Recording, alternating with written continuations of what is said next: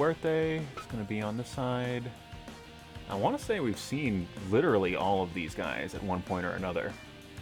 But you know, I'm going to go with Nakamura. I think that'd be the fun match here between these two. So I'm going to do the social media thing and let people know that we are here. Fight! It is legitimately wild to experience this with no crowd at all, but I digress.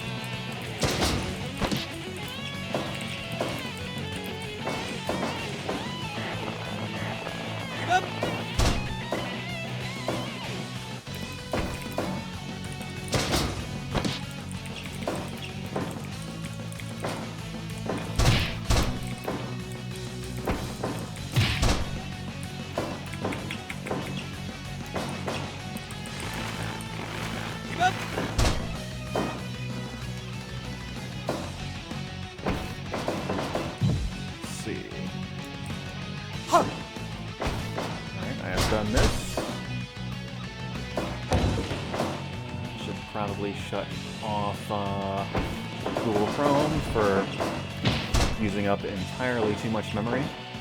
Probably a good idea.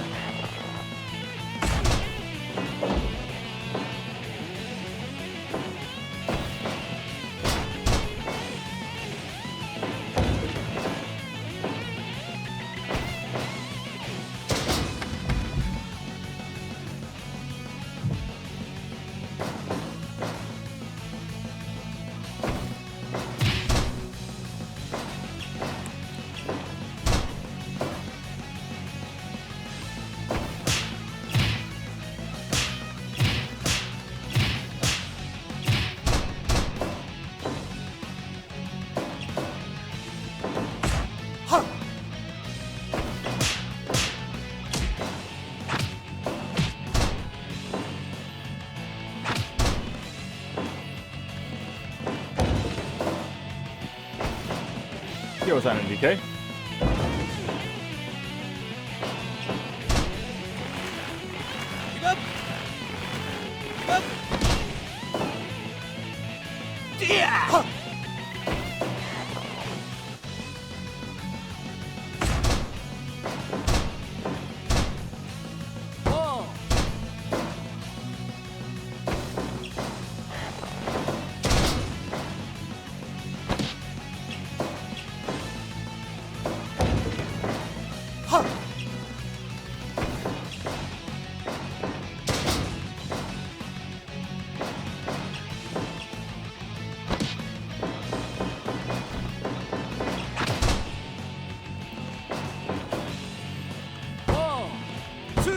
I gotta say, because like, especially after doing all those like empty arena shows, this is a totally different environment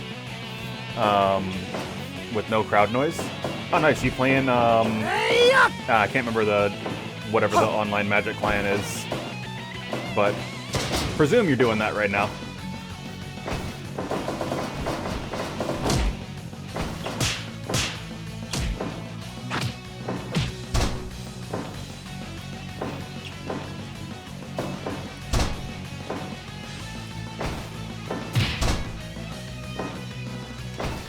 Yeah, I just couldn't remember what the name of the service is, because a bunch of my friends play it.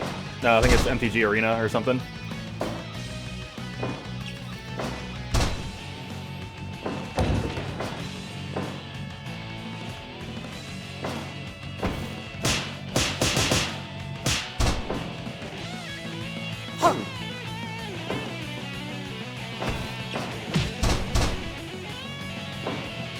Looked like Fuerte was trying to do a corner to center. I don't know why it didn't trigger.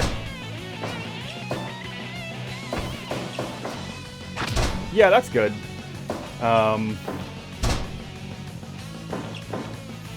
Like, my opinions about, like, how collectible card games are sold are, like, not exactly new or interesting. Especially when I don't play collectible card games, but yeah, they should be more accessible, and something like that is very good. Huh. Plus, that means like you get to make decks that, like, in real life you would absolutely never be able to build, which is cool. But maybe, just maybe, you should just be able to build those decks in real life just as easily. But like I said, this is not a new or interesting take.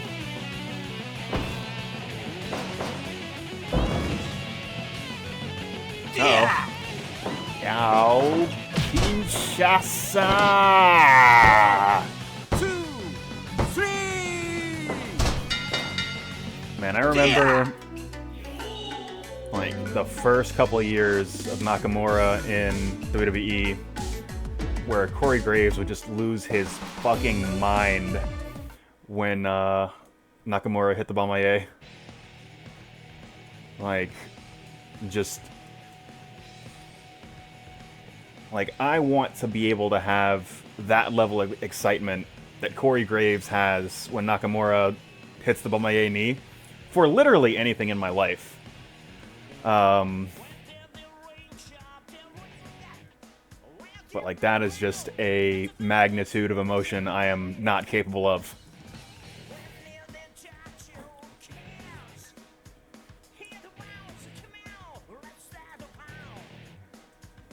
And I guess I specifically say, like, first couple of years of WWE because I haven't watched in, like, 2 years, so I have no idea what they're doing with Nakamura now.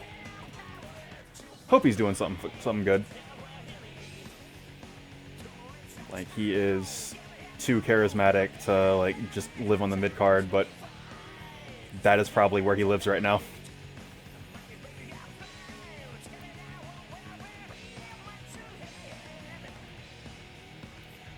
But,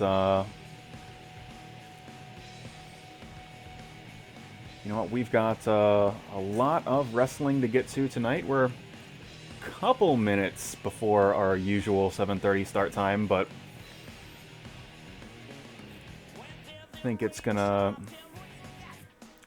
be a good time to start setting up here as everybody starts filing into not Blake's House Arena this evening, but Nick's Wrestling Outdoor Arena. So have everybody get on their feet, make some noise for another edition of Blake's House Professional Wrestling.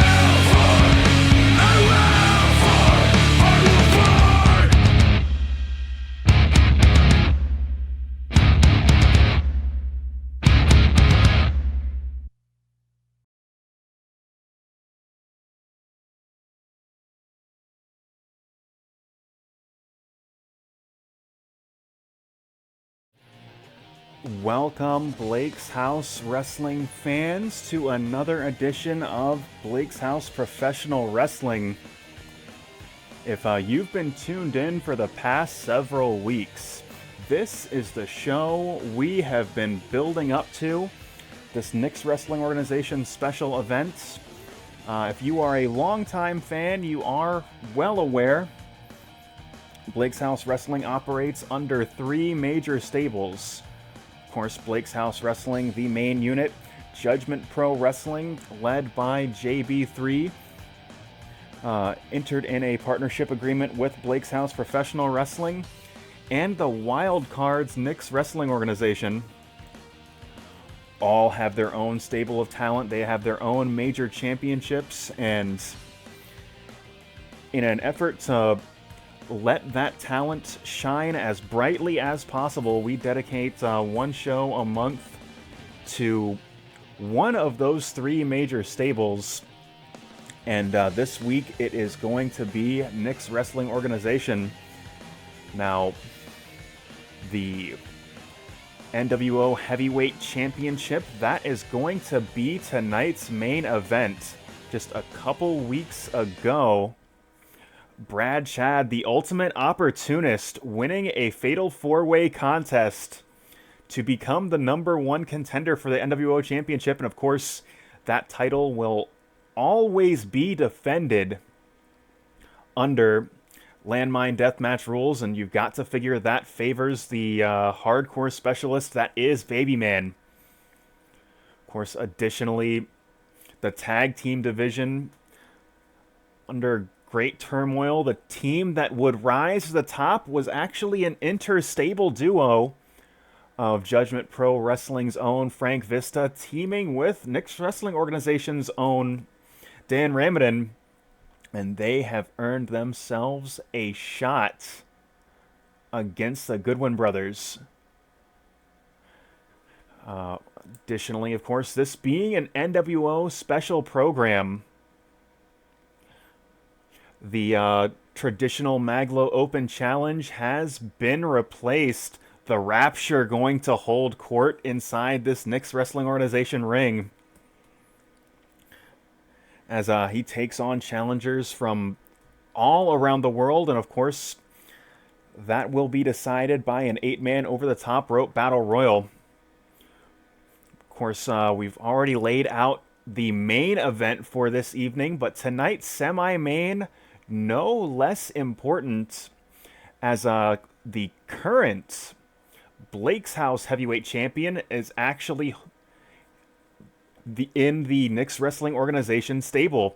Terrell Benjamin has earned himself a rematch, rising through the ranks to get a second shot at this championship.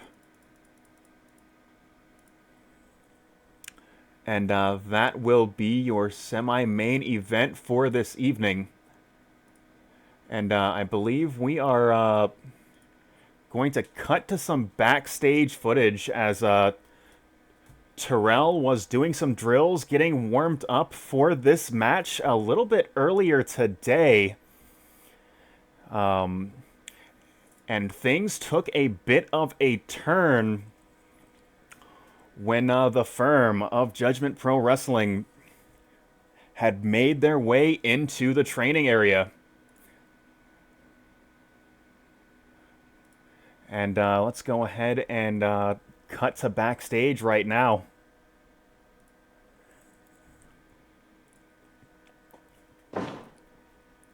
Fight!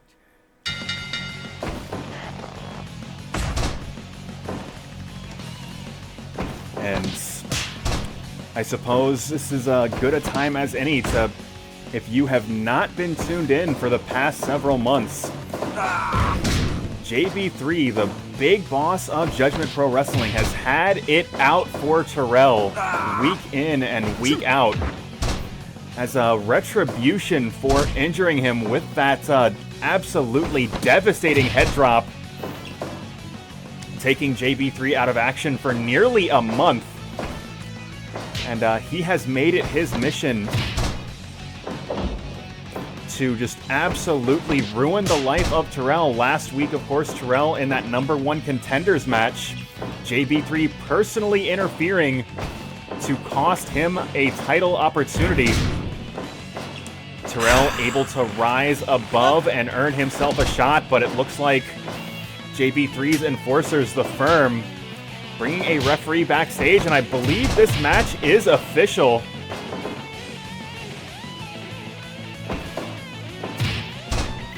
And this is the handicap match that the Firm wanted several weeks ago.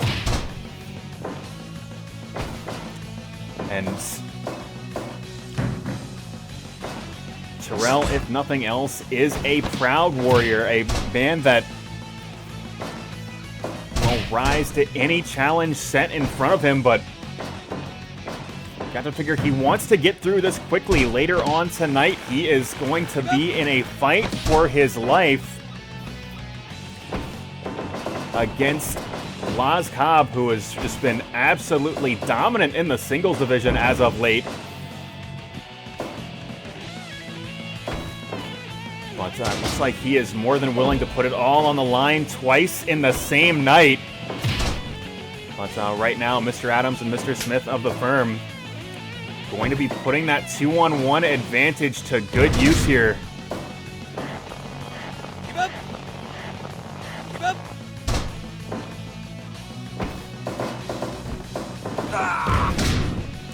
Big power slam cover 2, and only 2.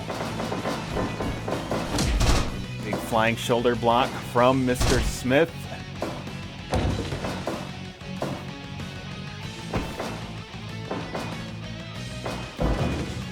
And picture-perfect suplex from Terrell, and as I said, every ounce of strength that he leaves in the ring right now,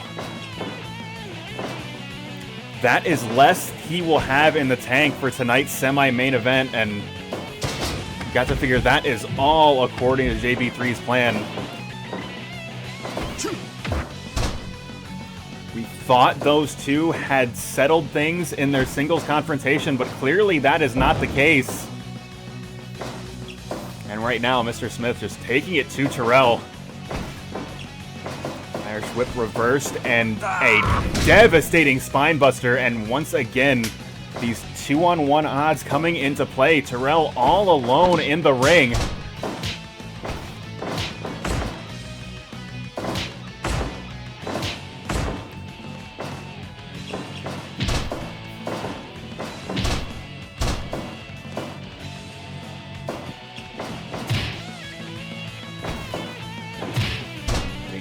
Gut from Mr. Adams, and 2-on-1 situation just slowly catching up to Terrell. Heart will only get you so far, but Terrell seems to be holding his own just fine at this point. Big kick to the chest, and Terrell just collapsing to the mat.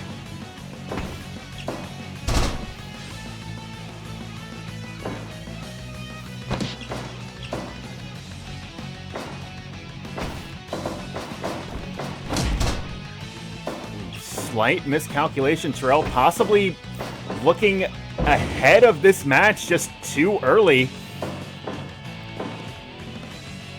And that mistake could very easily cost him here.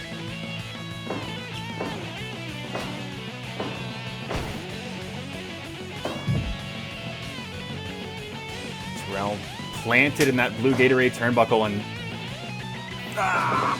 to leave Mr. Adams. Hold on just a second. Mr. Smith set up now with Terrell trapped in the corner. No, Terrell battling back and delivering a series of boots to the chest right in front of Mr. Adams. Terrell showing absolutely no fear to the goons of Judgment Professional Wrestling.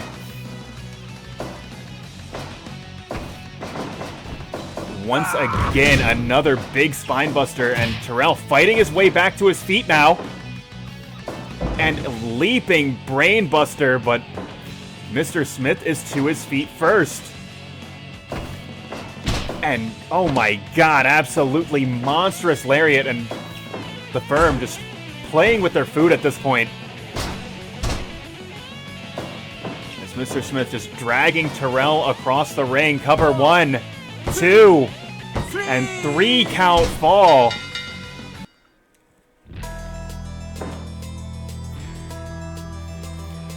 As I said, this was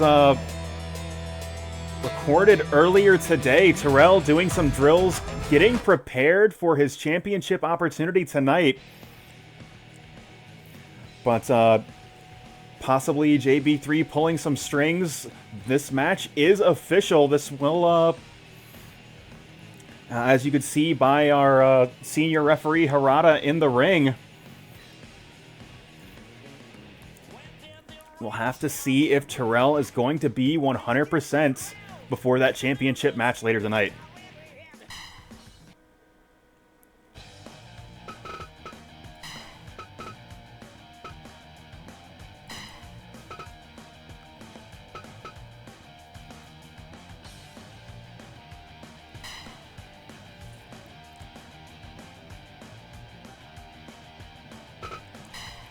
And what's happening, Ian? Like, appreciate you dropping by.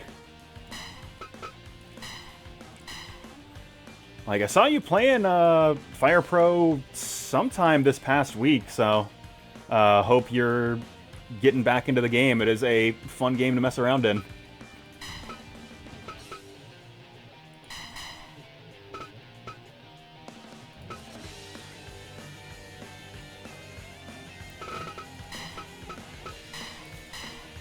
But, of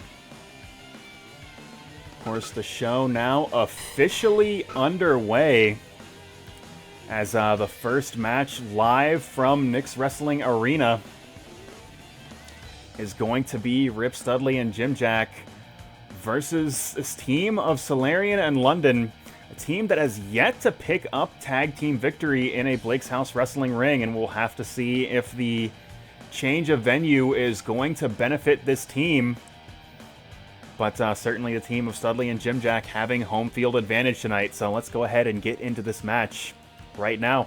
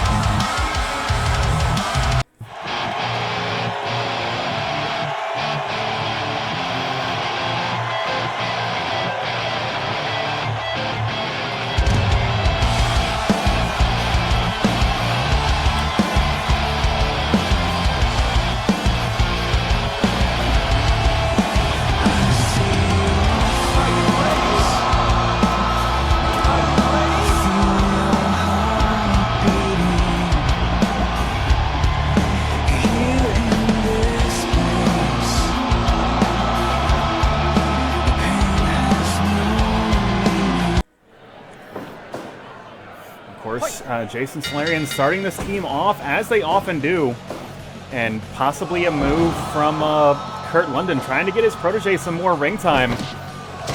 Well, right now, Rip Studley already off to a great start, as he's been shutting Solarion down thus far in the opening moments of this contest. Goes for a cover early. One, gets a count of 1, and Solarion going to go back to his own corner to regroup.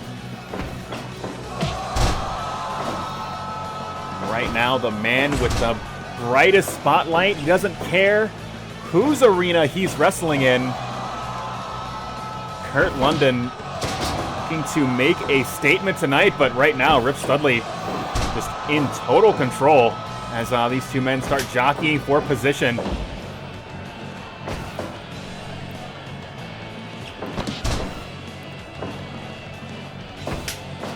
London showing off, despite his small stature, using a bit of leverage to gain the upper hand in that test of strength, but Studley just showcasing too big, too strong, and right now Jim Jack now firing London into the ropes there, but The legal man, Mr. 5-star, Jason Solarion.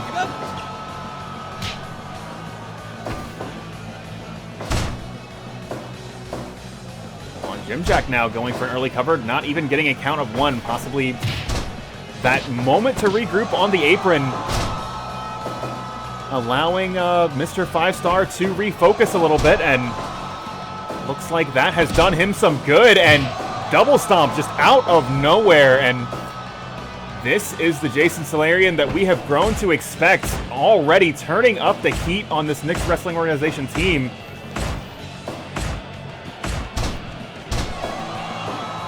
Of course, Jim Jack, a competitor known for his truly explosive offense, but right now Solarion not giving him a moment to breathe, and it looks like he's going to go back to his own corner and reevaluate his position in this match here, but hold on, lift and then drop. Picture perfect body slam, back to basics from Jim Jack, and right now Studley back in the driver's seat. It's that combination 3-in-1 hold, and hold on just a moment here. 5 minutes gone. Big reverse tombstone, and Studley going to keep at it, dropping Kurt London on his neck once again.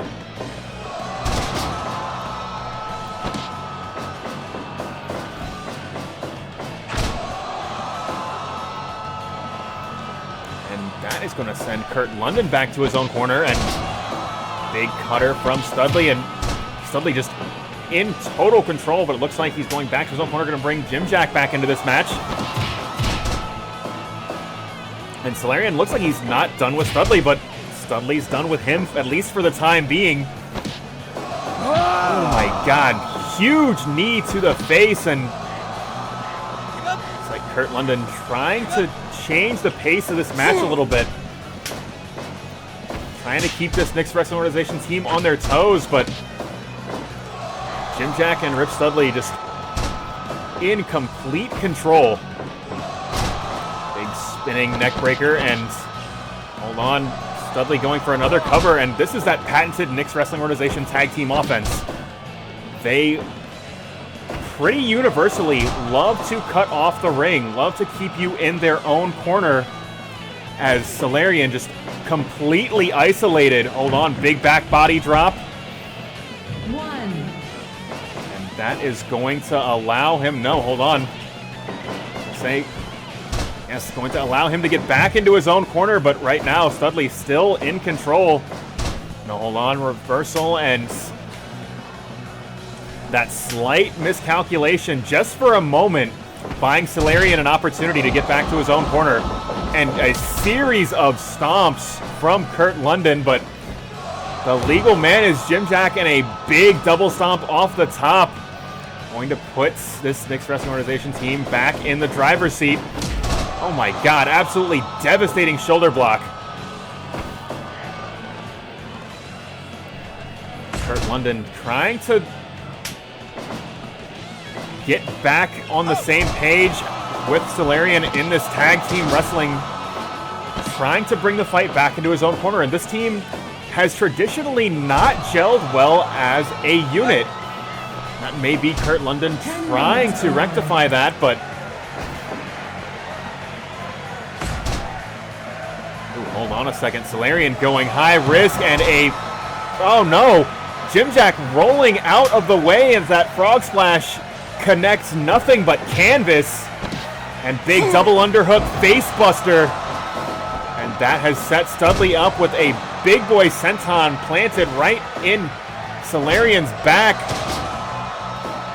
A combination backbreaker and body slam, and a frog splash of his own, adding injury to insult, hitting with his own finishing hold. Nakamura hold, but Kurt London able to come in immediately and assist his teammate.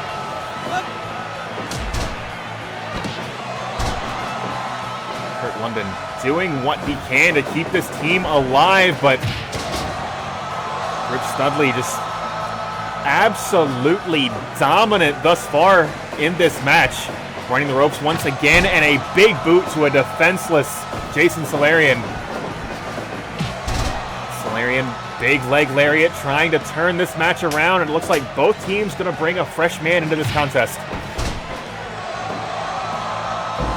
Big brain buster from Jim Jack, and hold on, Jim Jack going high risk and double stomp, but this time it is Kurt London rolling out of the way, and Kurt London, we're going high risk here as a devastating Rana to the outside, and that has cleared off both aprons. Oh my God, powerbomb once, twice, and hold on, Death Valley driver to the outside, and that is asphalt they are wrestling over. That padding only a couple inches thick, but What's up?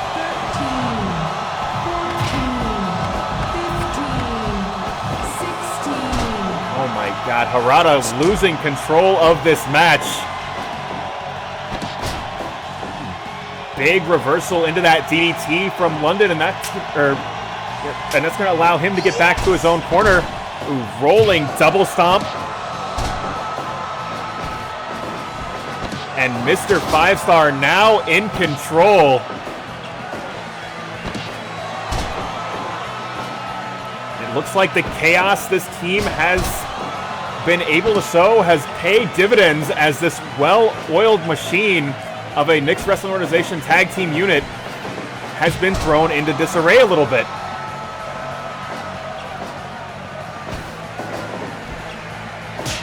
Rip Studley so very proficient, so very aware of where he is in the ring, able to grab the ropes and keep himself on his own side of the ring, and a rolling guillotine off the top.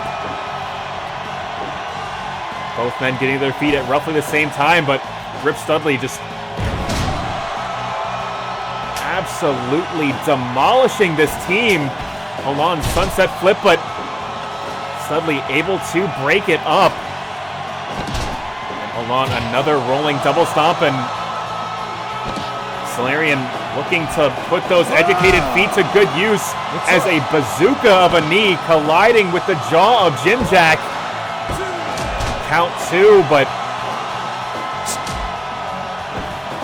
Studley able to break up that pin attempt.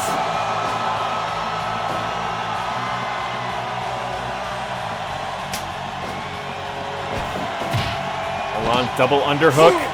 Face buster once again. And Jim Jack is playing the hits.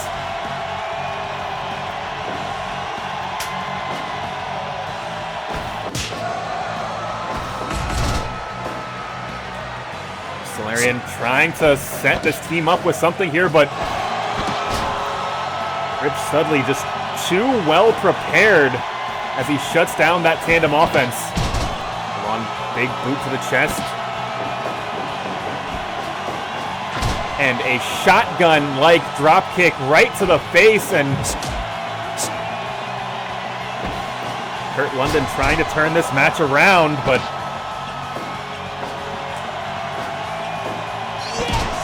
hold on, cover out of nowhere, 1, 2. Oh my God, absolutely devastating destroyer from Kurt London, but you saw Jim Jack just absolutely flatten Solarion.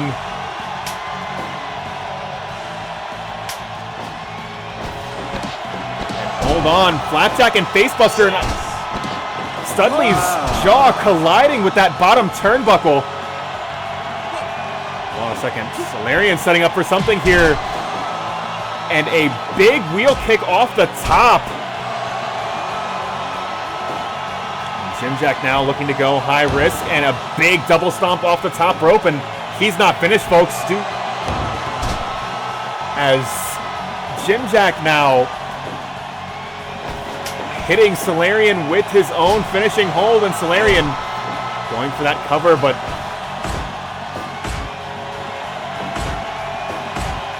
hand on the bottom rope will break that up as these two men battle it out.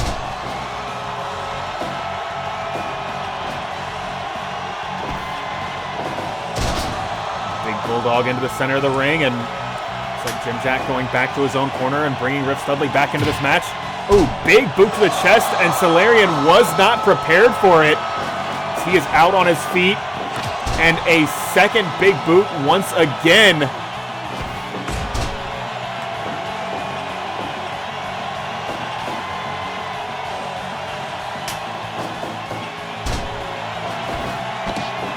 Hold on. Big Shiranui. And springboard body slash cover 2. That could be it. And it is.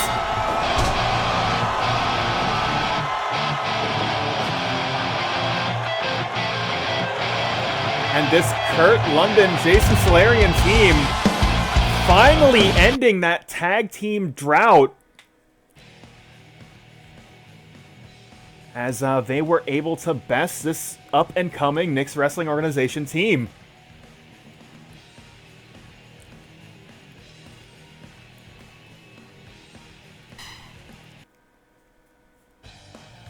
And of course, you could see on your screens there, Jim Jack getting a parting shot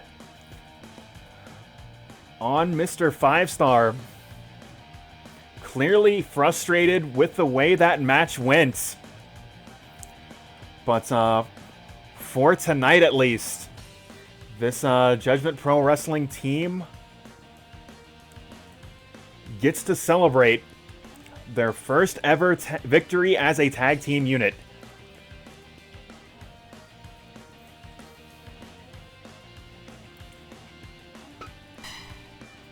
And this being the Knicks Wrestling Organization special program, we are going to be doing something a little bit unorthodox.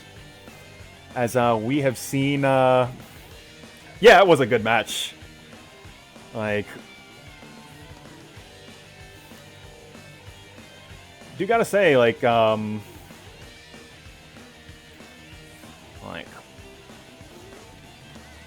I do like the cohesion of like a lot of Knicks, even as improvised tag teams. It's like, hey, we're gonna, whether it be coincidentally or with like the way some of their shit's set up, it's like, hey, they're gonna cut the ring in half, and they all to a point do it. So like it kind of gives his stable an identity. And then the High Flyers, they finally create some chaos and break out of that and kind of swing the match around. Like, told a good story, which is all you can ask for in a wrestling show. But, so I was saying, the Knicks Wrestling Organization, not a group to do things by the book. Their main championship, of course, is defended exclusively in death matches. And we're going to be going a completely different direction here, as that currently vacated Mixed Martial Arts Division Championship continues to be a topic of conversation. And as it turns out, we are going to be starting in just 2 weeks the league to determine who will be fighting for that vacated championship. And you've been seeing over the past month and a half, it has been SWA rules matches, martial artists versus martial artists. Well, Knicks Wrestling Organization going to throw the book out entirely, as we are going to be seeing martial artists versus martial artists in stereo, as we are going to be in some tag team action.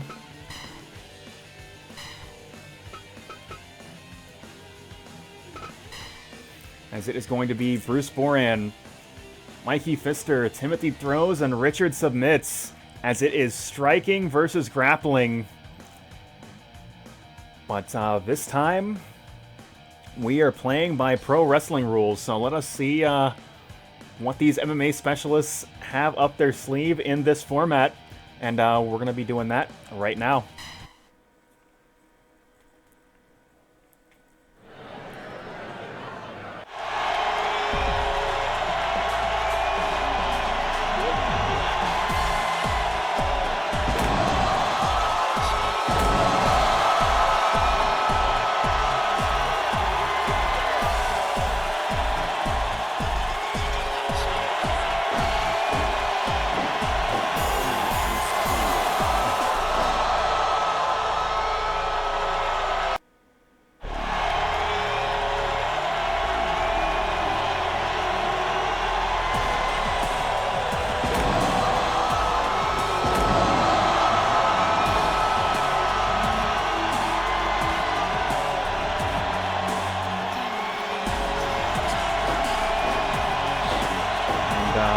again, it is the tale as old as time.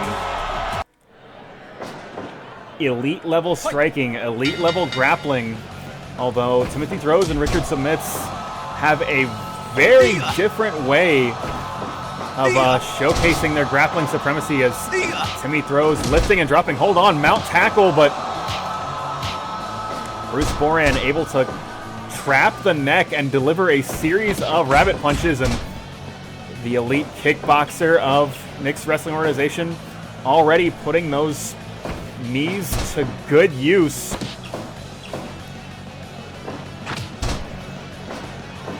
And this is going to be an entirely new ground for both of these teams.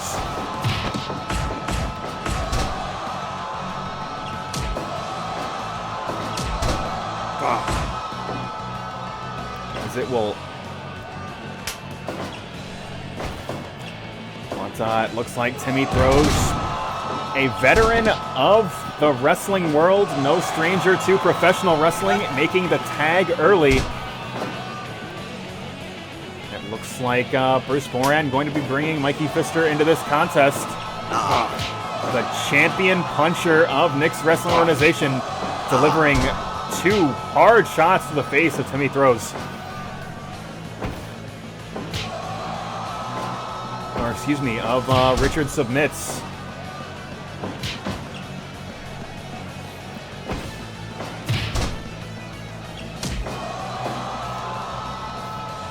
Of course, Richard Submits not the only submission specialist in Nick's Wrestling Organization.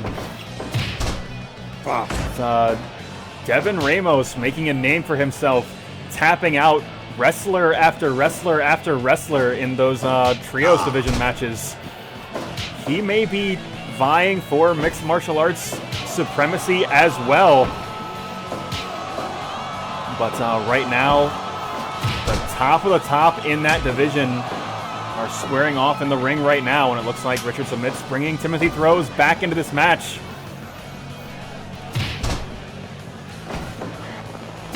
And a series of knees to the gut from the champion puncher. But hold on.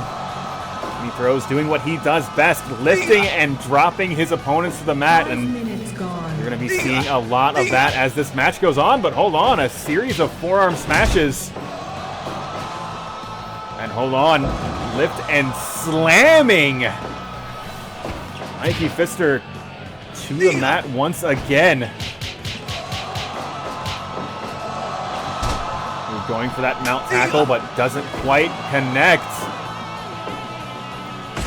And Timothy Throws able to outmaneuver the champion puncher and delivering a 1-2 combination on the kickboxer Bruce Boran as well.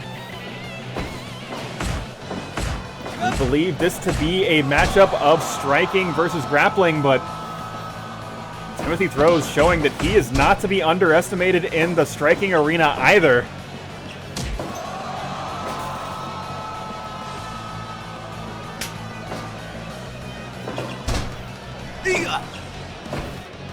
Hold on.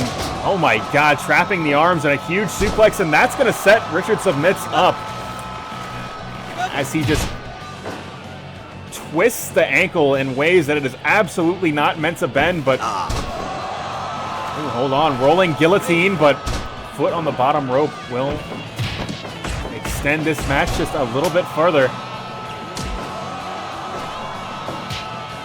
Of course, all 4 of these men extremely proficient martial artists, and they are always one clean punch, one clean kick, one clean hold away from victory. Hold on, big flying armbar, but Mikey Pfister able to get a foot on the bottom rope.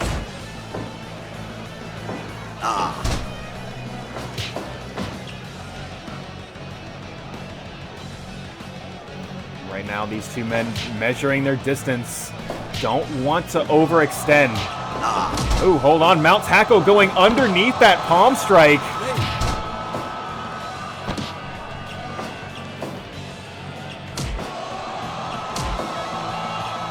And just expert level double leg takedown from the jiu-jitsu specialist.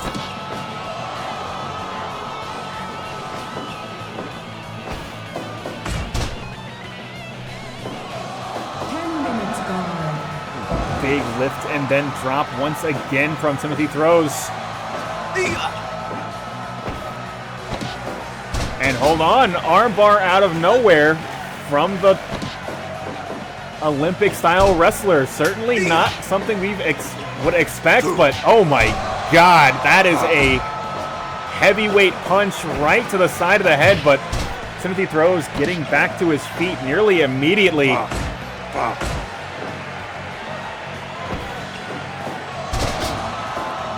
God, absolutely massive suplex and going for a cover. 1, 2. Count 2.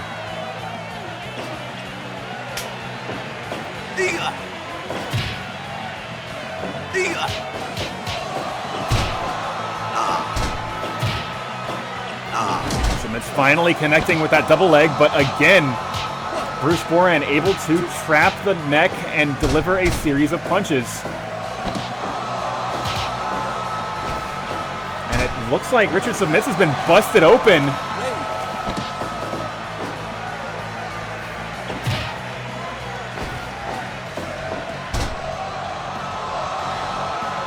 But here the jiu-jitsu specialist able to showcase his supremacy on the mat, but Boran more than willing to stand and bang as those kicks are absolutely devastating. And that very well may be why Richard Submits continues to target the legs of Bruce Boran.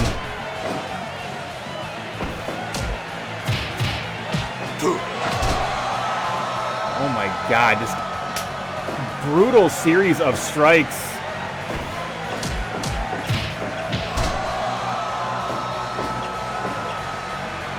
I do not know how Rick Submits is hanging on at all at this point in the match.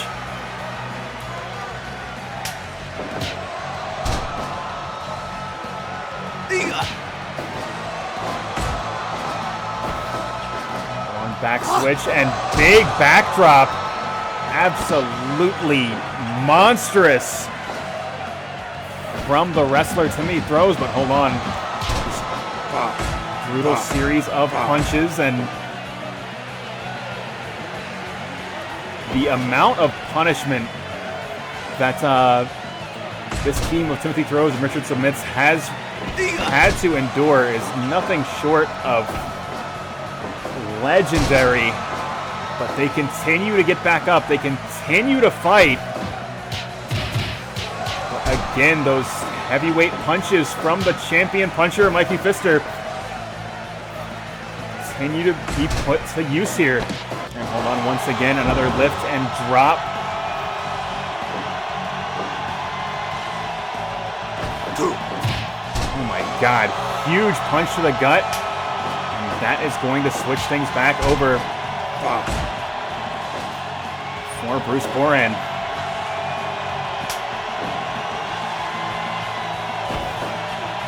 Back switch and oh my God, belly to back overhead suplex, and Boran's ankle is trapped. He can't get to the ropes, but able to push off. Rolling scarf hold, but once again, foot on the bottom ropes. Big tornado kick, but a shot right to his blind spot. He did not see it coming, but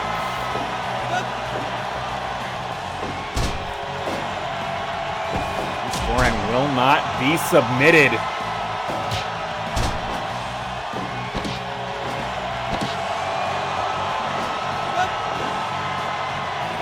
And again, just so close yet so far away from the ropes.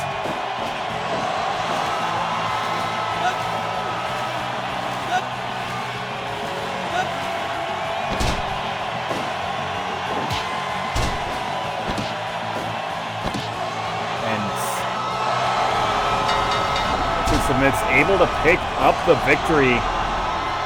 The punishment endured by Bruce Boran, just too much, locking on hold after hold, and you are always only one away from picking up a win.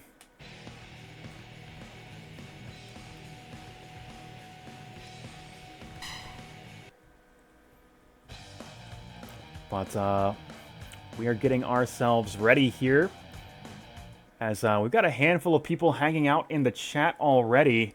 So let's go ahead and set things up for the Rapture Open Challenge. And of course, what that means, we've got an 8-man over-the-top rope battle royal to determine who is going to face this stable's champion. And of course, that means we are at Nick's Wrestling Arena. So we need to find a challenger for the Rapture. So let us go ahead and start figuring that out right now.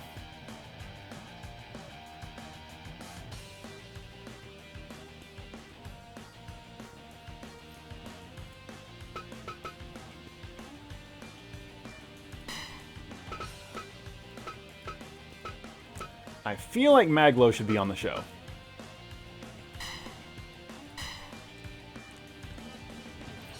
Is kind of my singular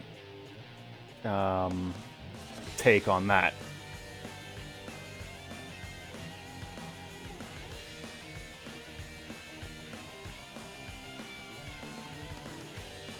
At Nap, I am totally okay with that since he got bumped. Frank and Ramitin are tagging tonight, so no rule that says you can't double book, but if you don't want to, yeah, they do already have a match tonight. You want to see David? I can make David happen also. Let's see.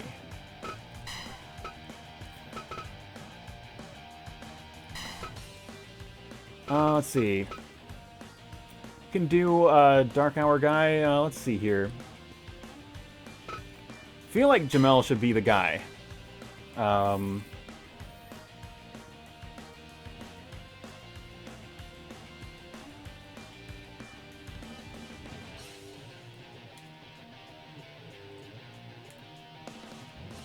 And you do say that, GK, like I did not literally and intentionally double book Terrell tonight. And fortunately, this time it was intentional, unlike the last time.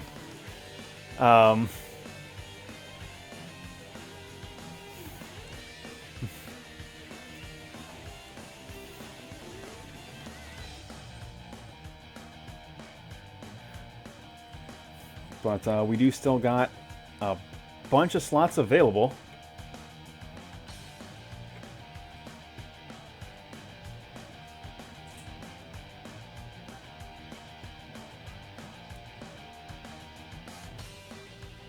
How do you feel about the Gatekeeper himself showing up in this for a chance at Enforcer versus Enforcer?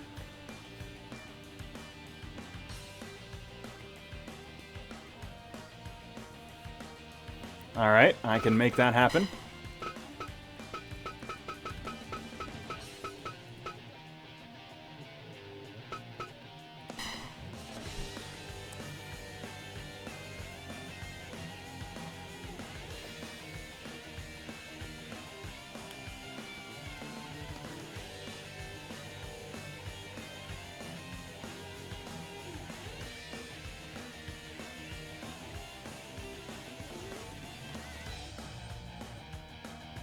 Okay, yeah, I can put the swashbuckler Shawn Satchwell in there.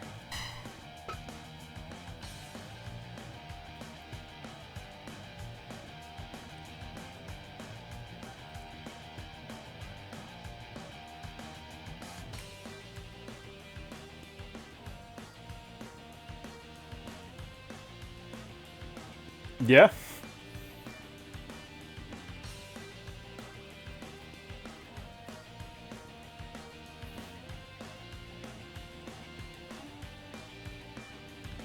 That does kind of remind me, like seeing like some of your guys and comparing to like some of my early edit work. It's like I really need to go back and edit some of these appearances so they do not all have literally the same body type. Because that was just something I wasn't messing with in my first like year of making characters, and it very much shows. But it is what it is there. It's an easy fix, I just need to actually do the thing. But we do have 2 spots left. I guess not. I remember Ian Bishop was in the chat earlier. He might have dipped.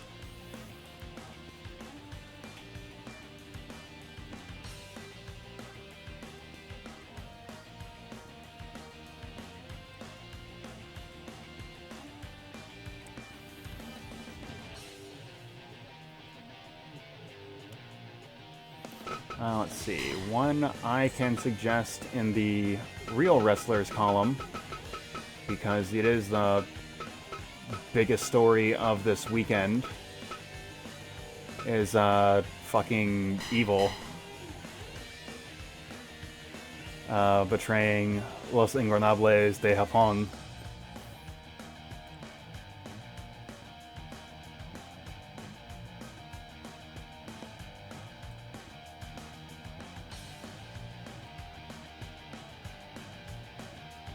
Wait, does he have something other than the double gold dash right now? I should have Keith Lee. Let's see.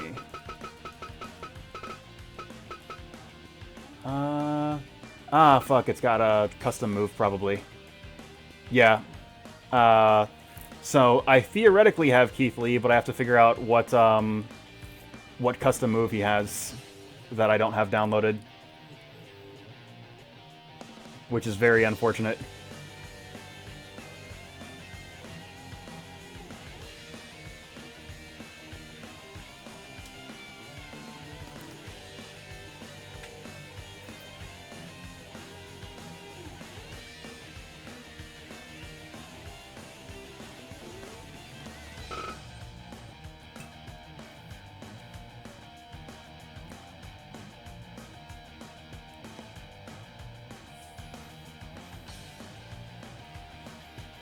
I mean, was it Zach and Taichi finally won the tag team titles together, which is very nice. I appreciated that as a big ol' Zack Sabre Jr. mark.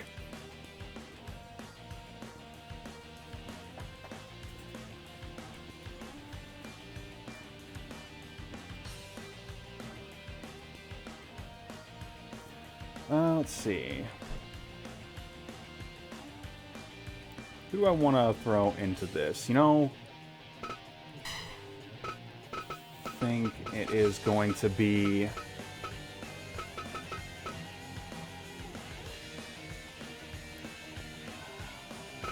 feel like it should be the share zone. It's kind of my take. Because it is... Because we haven't had any real suggestions and nobody else hanging out in the chat, unfortunately, so we could potentially have Skeleton Man versus Skeleton Man, which I think is going to be very amusing. But, yeah, I think let's go ahead and get into this 8-man over-the-top rope battle royal for the right to face the enforcer of Nick's wrestling organization, the Rapture. And that's right now.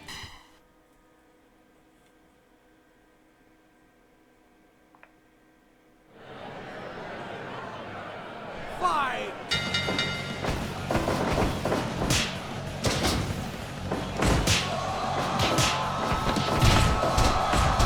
And right now, just absolutely too early to tell what is going to pan out over the course of this match. Of course, your eyes are naturally drawn to Maglo and the Gatekeeper. But anything can happen in one of these as the Gatekeeper slamming Shenjo to the mat. Matthew Knapp, of course, trying to fight his way back to the top of Nick's wrestling organization. Of course, he was emphatically NWN. Hold on, the Gatekeeper eliminated. But Matthew Knapp continually put in predicament after predicament by the bosses over at Nick's Wrestling Organization. And hold on to someone here. Big lift and then drop in the share zone. Big elbow to face. And Evil now squaring up with David. And Everyone switching dance partners back and forth over the course of this contest. 20 by 20 is big, but it is not big enough for 7 men to compete in the ring. One and only one, as David stacks Evil up here. 1,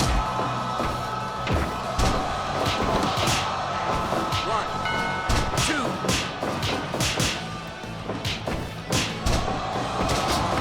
Hold on, the share zone eliminated by Nap now.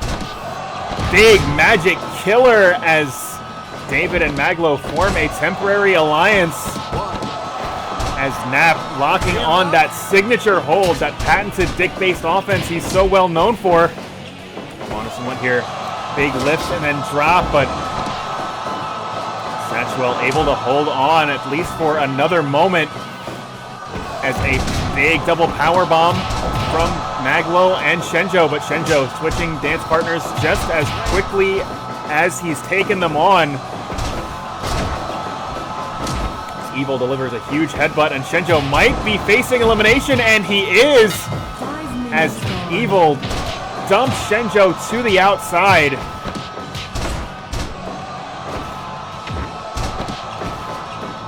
And he might be seeing an elimination once again as Evil sending this time Maglo to the outside. And when a man tells you that everything is evil, you should do well to listen. Evil absolutely firing on all cylinders here.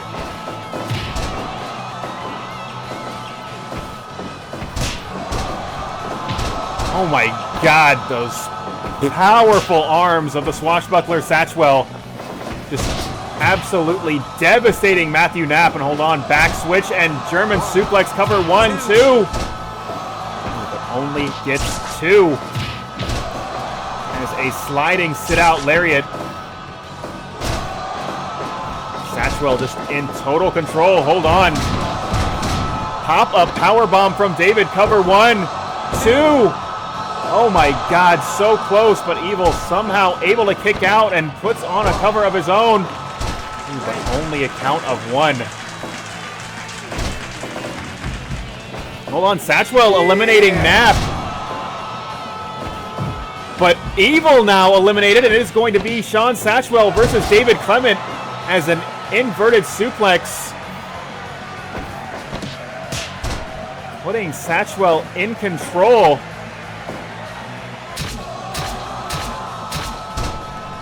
David pulling out all the stops, bringing a sickle into this match seemingly out of nowhere, and Satchwell measuring Clement up. You gotta figure he's looking to go broadside.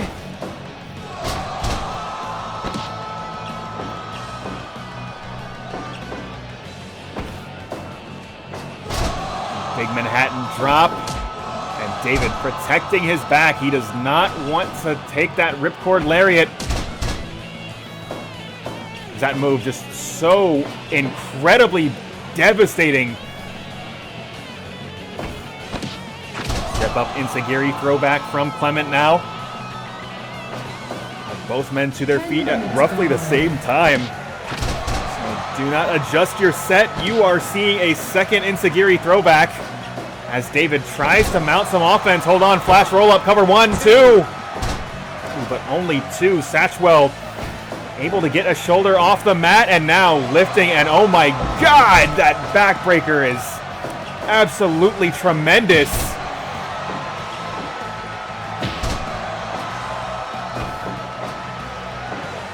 Hold on, another final backbreaker. And hold on, he's going broadside, lariat. Oh! Goes for the cover, but David's foot extending to the bottom rope. And this match will continue.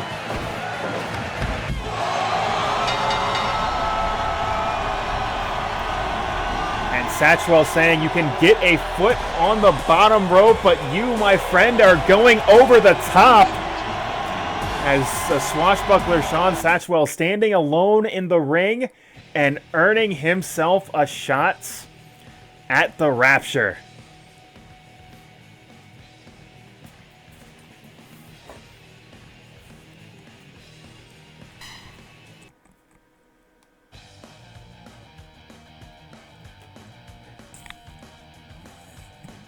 Not gonna lie, I was worried when he dragged David into the ropes after hitting his finisher.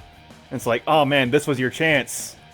But that's all right. He can always like just call an audible and still look good.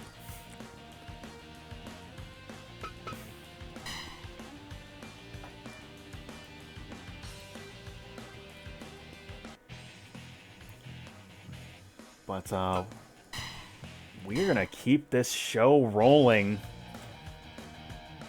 Of course, we saw just a few moments ago. Yeah, he got a bunch of eliminations in that match. Of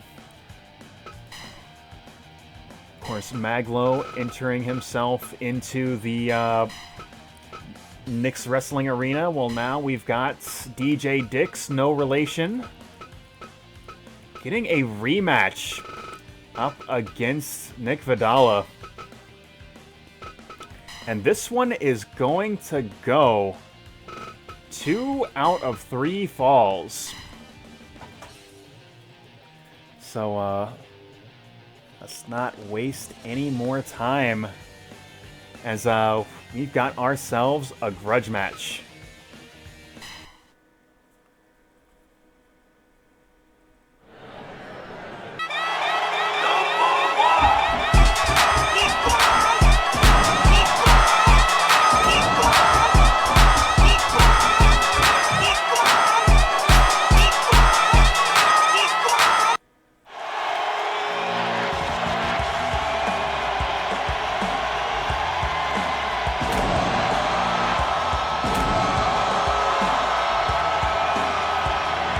Vadala, the big boss of Nick's Wrestling Organization, making his way to the ring.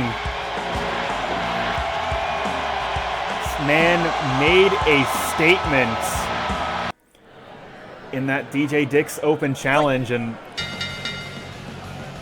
DJ Dix clearly not happy about it, as he wants a shot at Vadala, and Vadala more than happy to give it to him.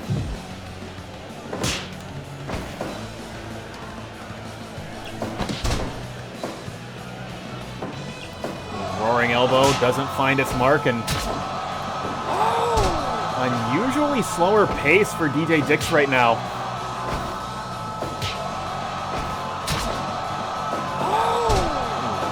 Cranking out dropkick after dropkick. Vadala looking to lock on those holds early and often. Just such an extremely proficient technical wrestler.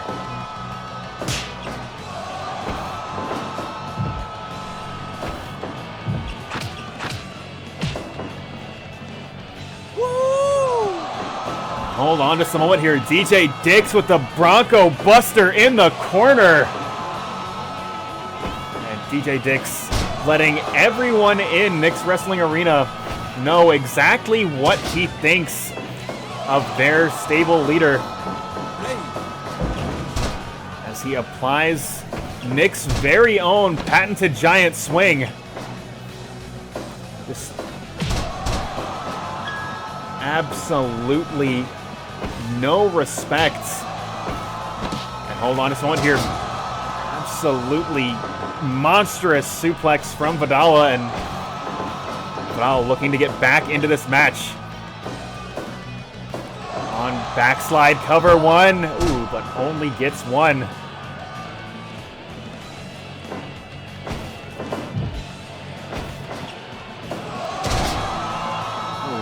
Nick Vadala saying DJ Dix, Uranagi, as he delivers a dragon screw leg whip.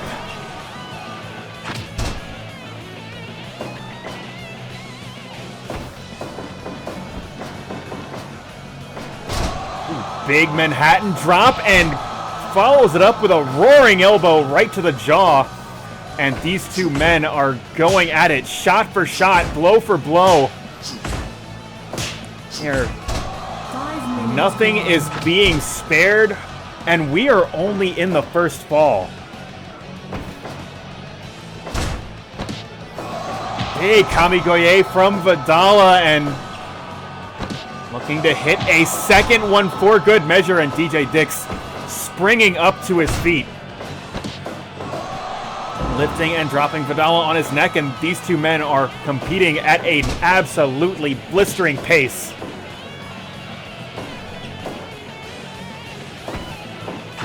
Big Pele kick from Vadala, and now Vadala back in control as he delivers this Dragon Sleeper, and DJ Dix is trapped, able to break that arm free.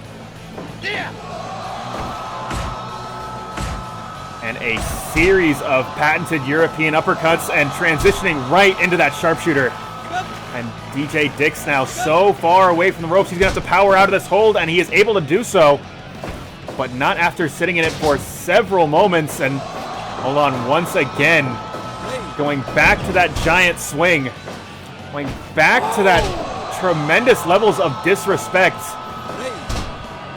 for the big boss of Nick's wrestling organization, and Nick himself doing it like only he can, delivering a giant swing to DJ Dix.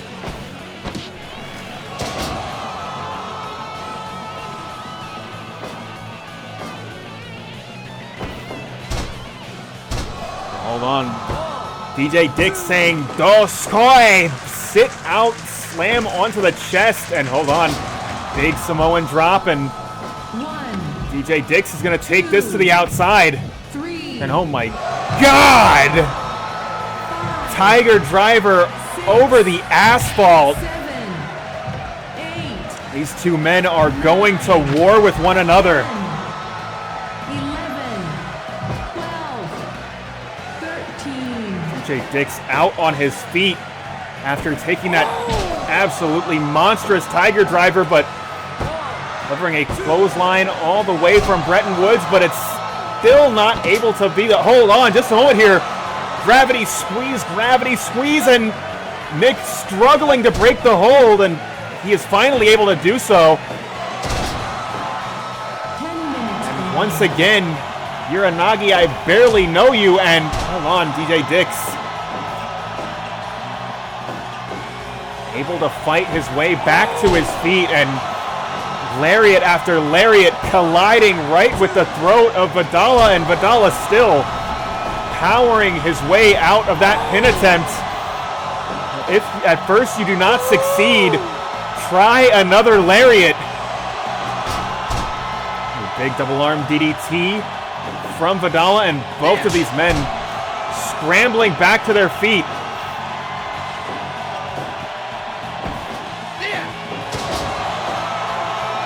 Twisting neck breaker and Kamigoye. DJ Dix is in trouble. He's able to escape the hold, but have to see. Hold on, DJ Dix running the ropes and delivers a boot right to the jaw. Hold on just a moment here.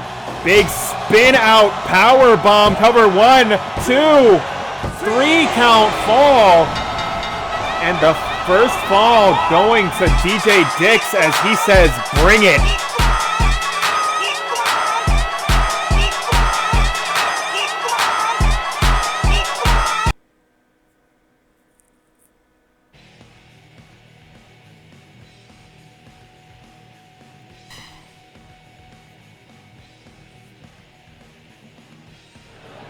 Of course, this is 2 out of 3 falls. And DJ Dix starting already with that big drop kick, but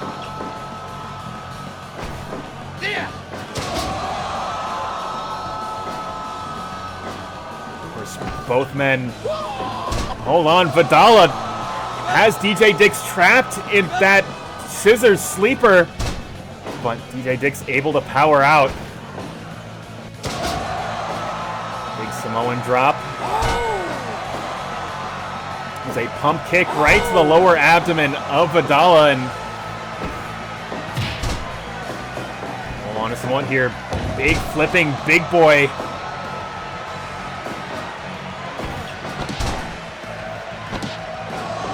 Vadala going to need to fight his way back into this contest, and already, oh my God, big clothesline. Is that going to be enough? Is DJ Dix going to get back-to-back falls?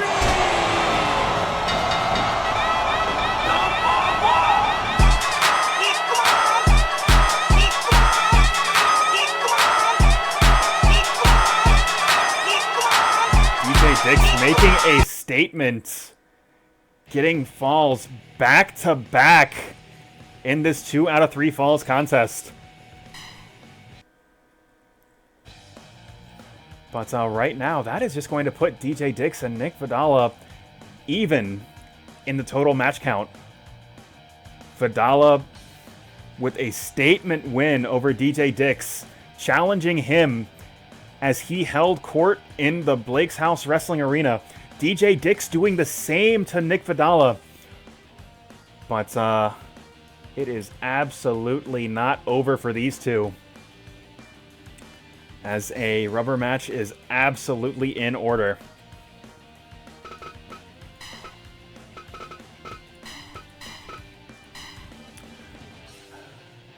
I do wish that you didn't go into the next fall at exactly the same health and spirit level that you finished the previous fall at, because the second and third fall are just so consistently unsatisfying, which is a shame because there's only so much variety you can do with the match types.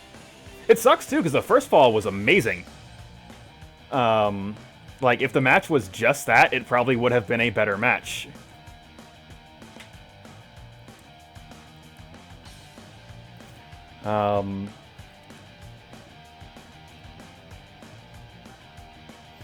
But, you know, is what it is there.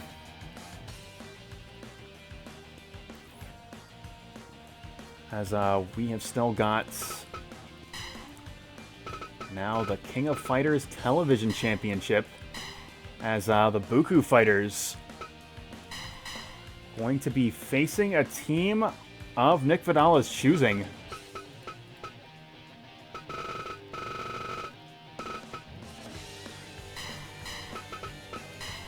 And that is going to be Mantaur.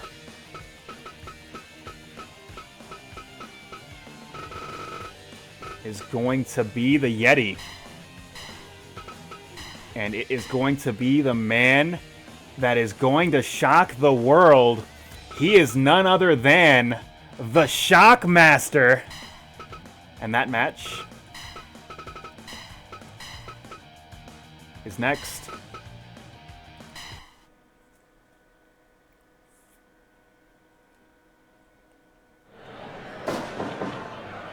Hoi!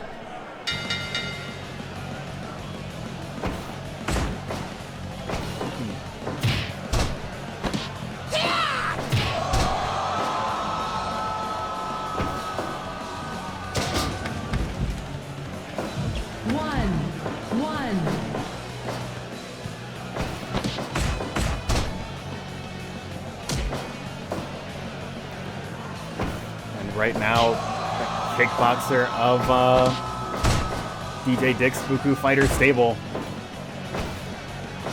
taking it to the personal selections of Vadala. Mantaur fighting his way out of that corner.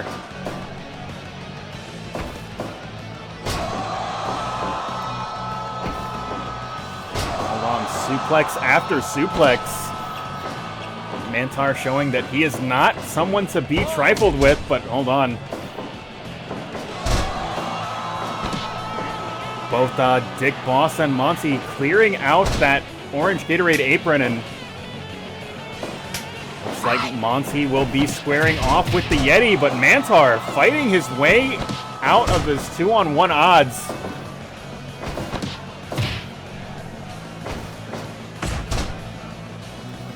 Right now, the Yeti just taking it to Monty. Japanese-style arm drag.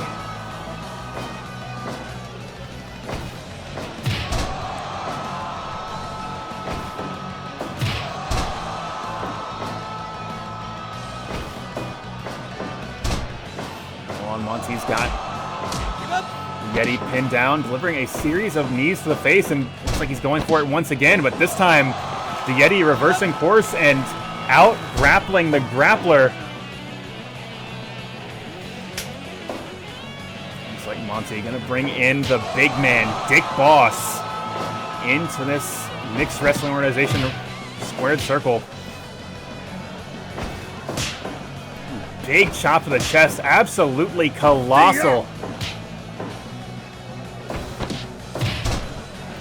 And right now, this team just taking it to the Bookoo fighters. 5 minutes gone.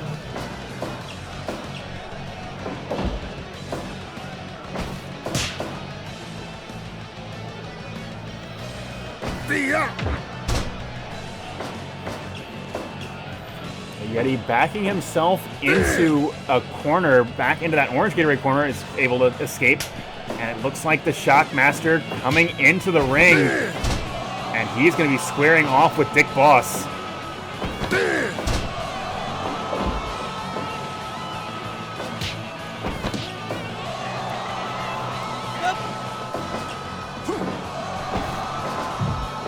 Well, the Shockmaster sending Dick Boss into the corner, but unable to capitalize, and looks like Dick Boss going to be going back into his own corner, bringing Monty back into this match.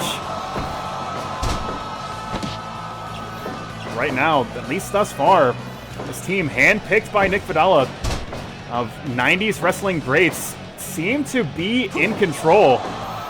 This Bookoo Fighters team unable to really get anything started as Monty delivers a series of knees to the gut. Looks like he's going to bring Dick Boss back into this match, and the Shockmaster going to do the same with the Yeti.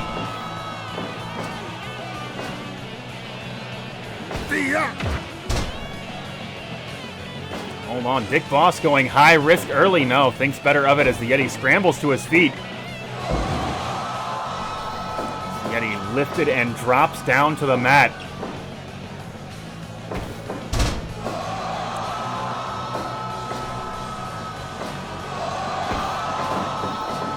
Yeti, precision haymaker is blocked by the Yeti.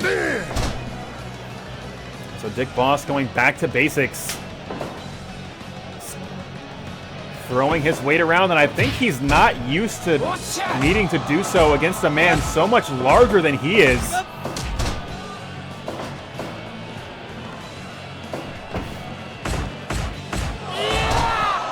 But Dougal already coming after the Yeti now and unloading with that legendary striking ability. Big Japanese-style arm drag from the Yeti, and Dougal is out on his feet. It's a big double power bomb, and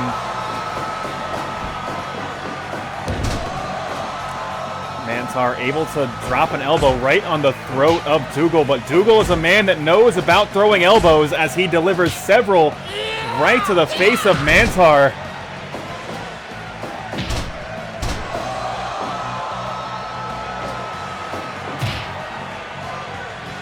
Looks like Dougal going to be going back to his own corner. As high and low, Mantaur caught in the unblockable. An unusual display of agility as a absolutely devastating slam lays out Mantaur. Big lift and then drop. But Dick Boss is not finished. Looks like Mantaur is finished with Dick Boss. He's going to be going back into his own corner, and here comes the Shockmaster. Shockmaster going for a cover early, one, but only gets one, as Dick Boss just throwing the Shockmaster off of him. Just an emphatic kick out if I have ever seen one.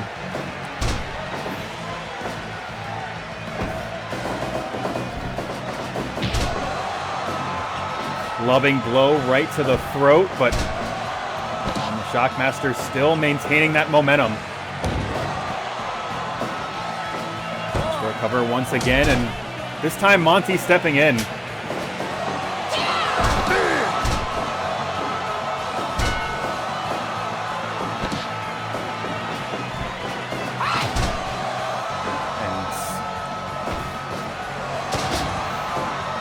Side slam, and here comes the Shockmaster. Big body press, center of the ring, cover 1, 2. And Monty coming in to break up the pin attempts.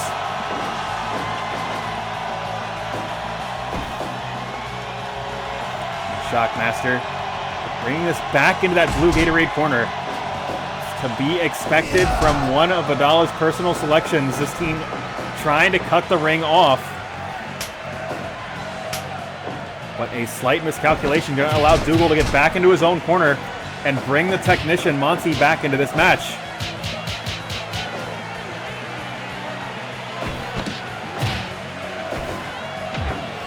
Big leaping headbutt from Mantaur.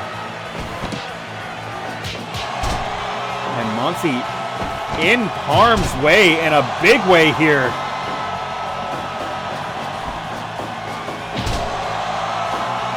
Clubbing blow. This time a low roundhouse. Gonna create an opportunity here. Cover 2. Oh, so close. Come on, bastard.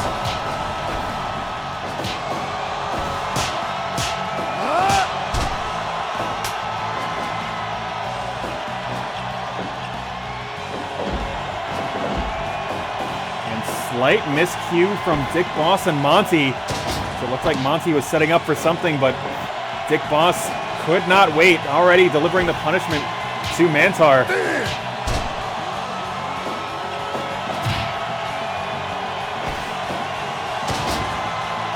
Big sidewalk slam, but both men getting to their feet at the same time, and now Dick Boss stunned in the center of the ring as a huge body blow lays him out.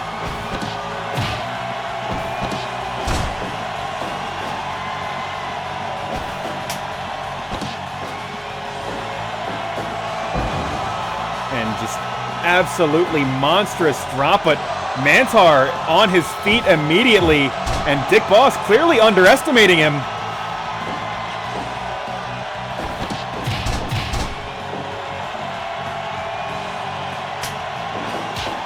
Here comes Monty, and 2 men down in the center of the ring. And Monty fired into the corner, and here comes the Shockmaster. Just throwing his body into the corner, and now going for the cover. 1, but only a count of 1.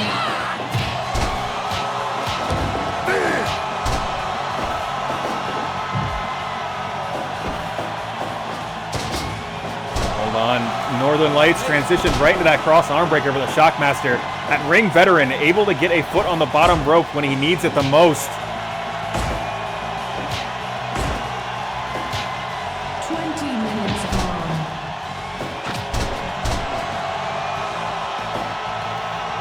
We are 20 minutes into this match. Not a single elimination thus far.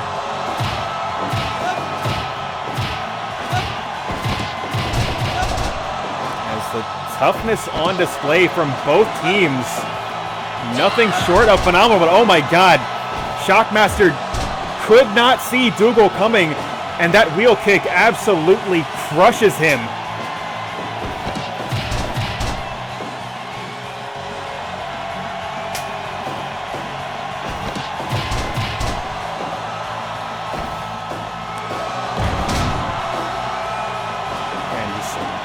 The strongest slam in the world, laying out Dick Boss. And again, I'm sure Dick Boss is not used to being the undersized competitor, but here he is going up against this team, against 2 mountainous humans.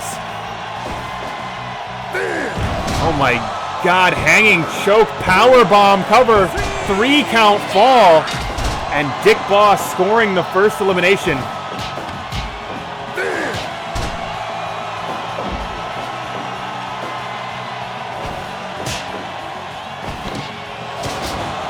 Big Japanese-style arm drag. And Dick Boss getting absolutely manhandled by the Yeti.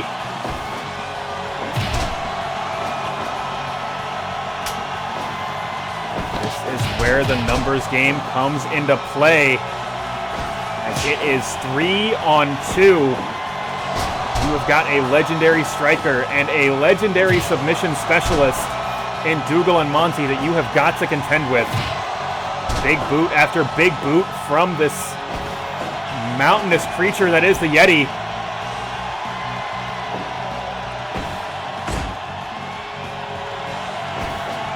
Hold on, back switch, hold on. Sleeper hold, but Dougal able to get a hand on that middle rope.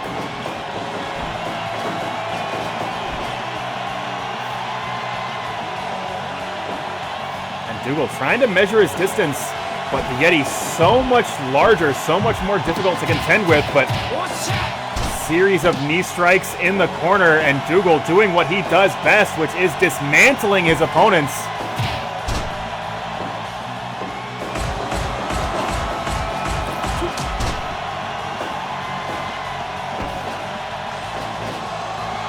Hold on. Big brain buster, but Dougal delivering that Tony Jaa knee strike, and that has got to be it. Cover 1, 2.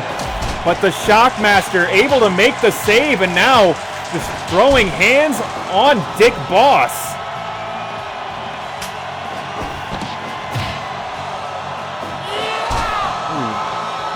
Dougal going again for that bazooka knee, but it does not connect. And the Shockmaster is getting fired up.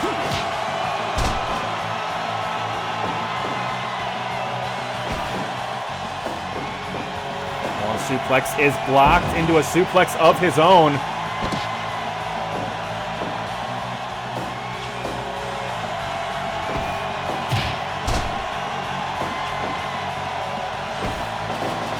Hold on. Big flying cross chop. And what is he setting up for here? We're going for another cross chop, but doesn't connect.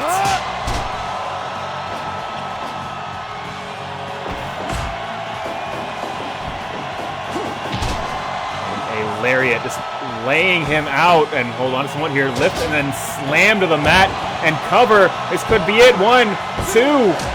Dick Boss able to make the save in a critical moment,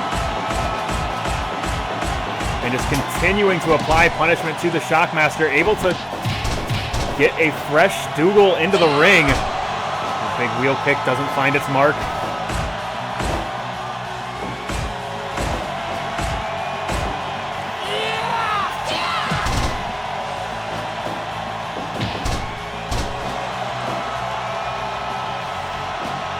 Shockmaster going to bring the Yeti into this match once again. Coming blow, and hold on, this sleeper hold, this could be it. Oh, Dick Boss able to shut him down, and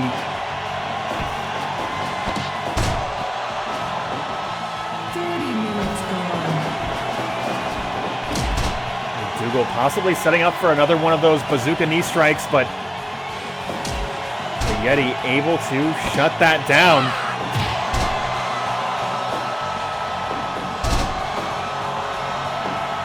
And Dougal just unable to seal the deal on the Yeti. He's just too big, too tough.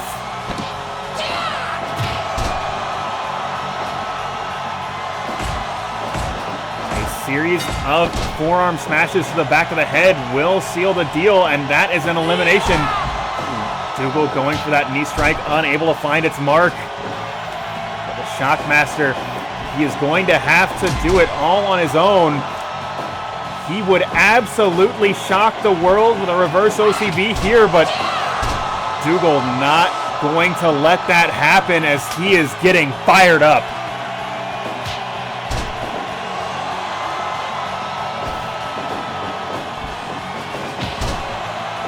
Blow from the Shockmaster.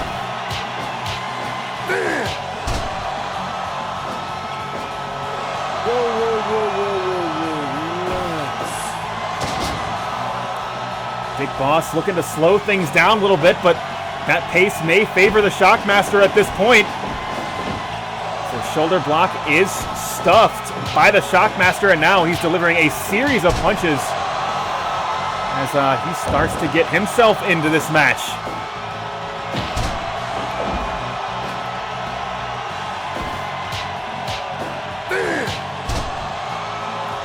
Hold on just a moment here. Dick Boss getting amped. Oh my God, just dragging the Shockmaster halfway across the ring. But the Shockmaster fighting his way back to his feet.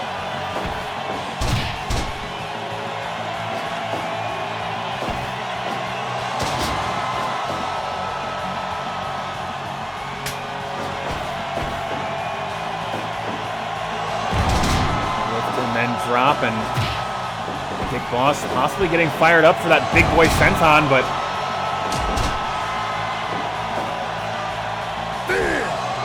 Oh my God! Dick Boss off the top rope, just flattening the Shockmaster.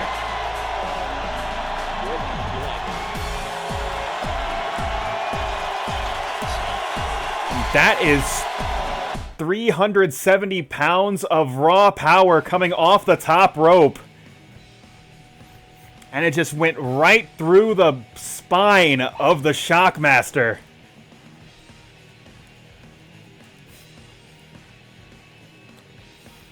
Looks like this team of Bookoo fighters making another statement to the Knicks Wrestling Organization locker room. And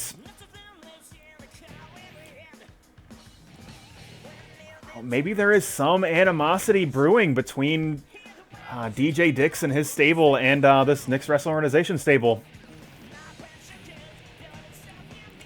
But whatever the case may be, this team making light work of this hand-picked team of Nick Vadala's.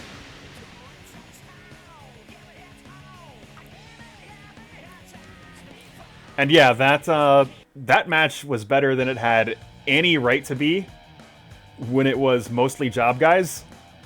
Also, let me see, did entrances get turned off? No, they're on. I wonder why it didn't fire. Because we are about to go into the Rapture Open Challenge, and I personally will be very upset if the Rapture's entrance doesn't play. But whatever the case may be, it's like the Shawn Satchwell coming up big in that Battle Royal Challenge has earned himself a shot at Nick Vadala's Enforcer. Of course, is the Rapture.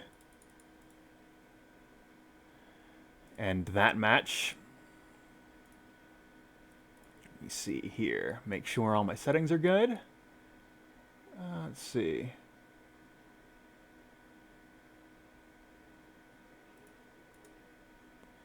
And that match, it's right now.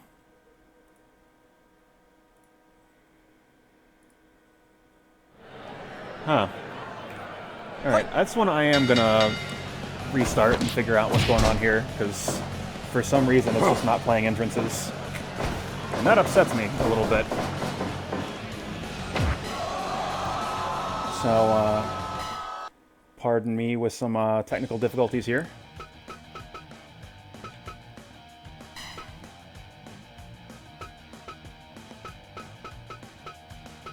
Like, I see literally nothing that has changed here. Let me see the, like, global options and see if something is going on. Ring entrance skip is off. I might try reloading the game if this doesn't do what I want it to do.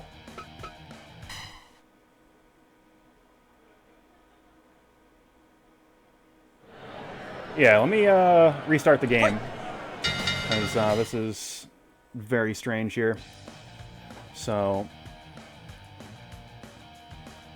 now very fortunately, I've got this sweet graphic here. Let's see.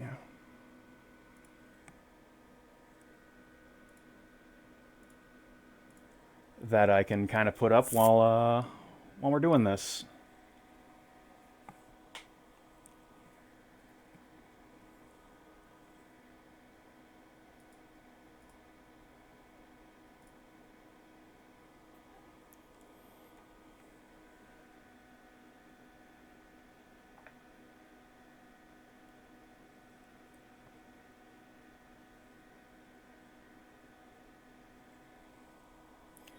You know how I say video games are good sometimes? This is one of those, well, they're not good right now, as it turns out.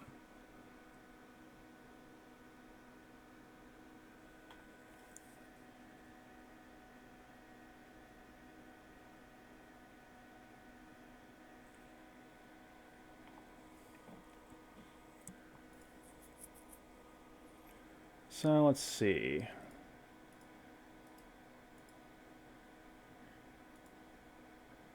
So, yep, ring entrance skip is off. Normal match. You know, he might be. It is possible that DJ Dix has such distaste for Nick's wrestling organization that he's causing technical difficulties. So I see literally no reason why this doesn't work, which is the worst kind of thing.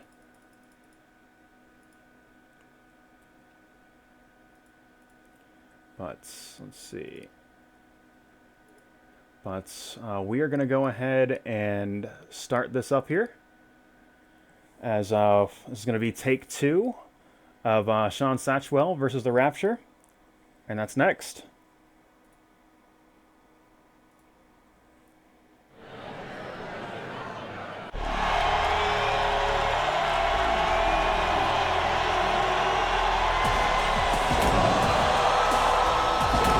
Satchwell making his way to the ring, the swashbuckler of Judgment Pro Wrestling. He is a man that has been so close to the top of the mountain so many times, hasn't quite been able to do it, but he has got a chance tonight. Here you see the enforcer of Nick's wrestling organization, making his way to the ring. Taking his time, making the swashbuckler just take in every moment of this impending onslaught that is about to occur. And but Satchwell certainly undeterred, unafraid of the mountain of a man that is the Rapture. You know, he is going to be looking to go broadside for the victory, but it's this peak physical specimen that is the Rapture. Just too big, too strong, lifting and slamming Satchwell to the mat.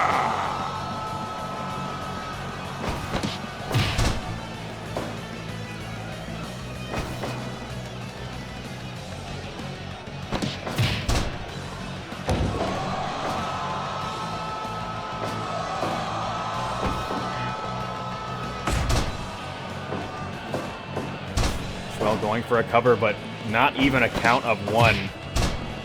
A Rapture easily powering out of that pin attempt, but if they keep fighting, you keep putting them down. But right now, Satchwell in trouble. Big tombstone piledriver and literally clawing at the face of Satchwell is the Rapture here, and suplex is blocked, and Satchwell dumped to the outside, and the Rapture stands alone at Nick's Wrestling Outdoor Arena.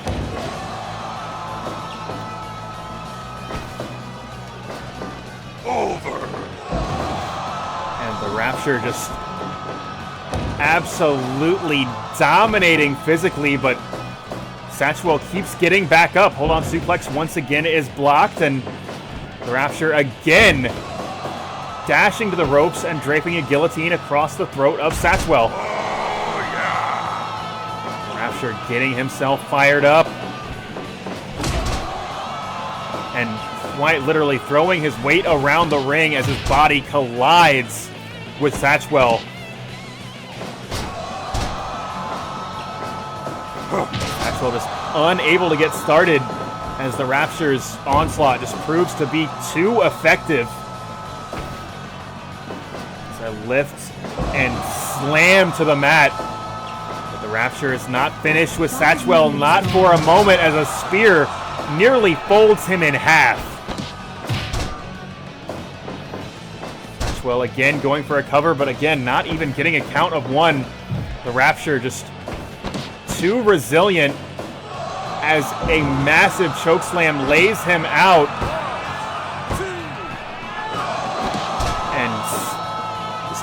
pressing his palm into the face of Satchwell, and again, another tombstone pile driver. And the Rapture seems to think this match is over, and Satchwell doesn't get something going. It very well may be.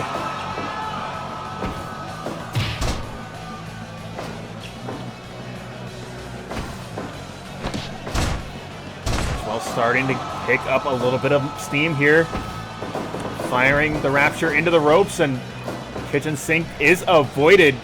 Despite his size, the Rapture clearly more nimble than he looks. And this time the Irish whip attempt is blocked, and now it is Satchwell fired into that corner turnbuckle. And Satchwell sitting high risk as a giant choke slam folds Satchwell up like an old wallet, but Satchwell scrambling back to his feet.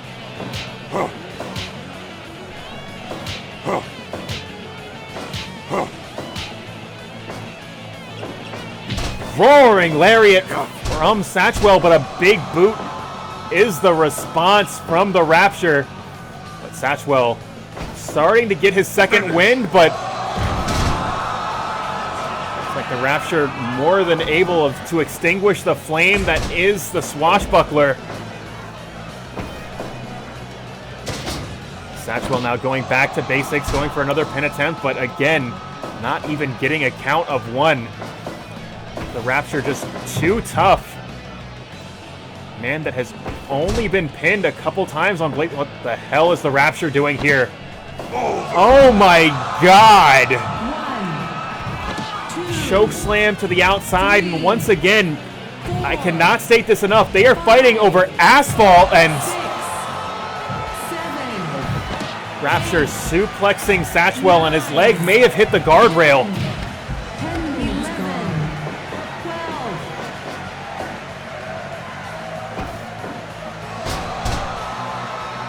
Satchwell going back to the backbreaker, a maneuver he is very comfortable with, and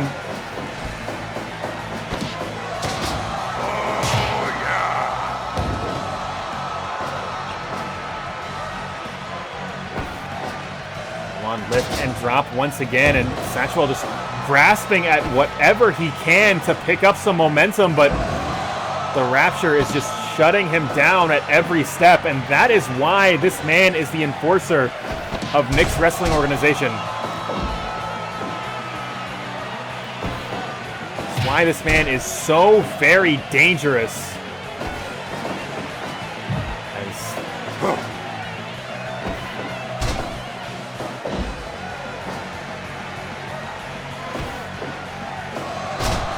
Big neck breaker from the Rapture, and Satchwell just in harm's way here. Elbow to face cuts him off, but Satchwell fighting his way back to his feet. A reverse choke slam sending him back to the mat. Satchwell setting up for that lariat, but the Rapture had it scouted.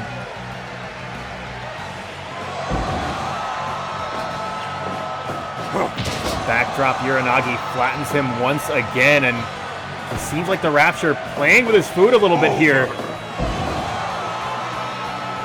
And what the hell is the Rapture doing up there? As a big heel drop from off the top of that blue Gatorade turnbuckle. Over. And again, the Rapture just throwing Satchwell around the ring, but for some reason, he's not willing to let this punishment cease. He wants to make an example out of anyone willing to step in the ring with him, and that has got to be it. 3-count fall. And the Rapture absolutely dominating the swashbuckler in this contest.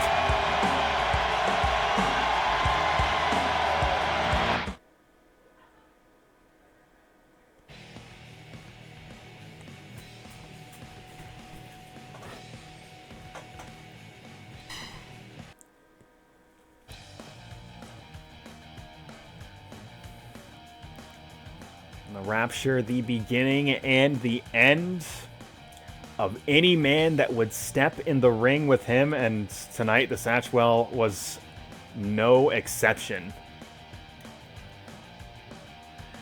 And unfortunately, GK, that is absolutely what it is. The game is the game.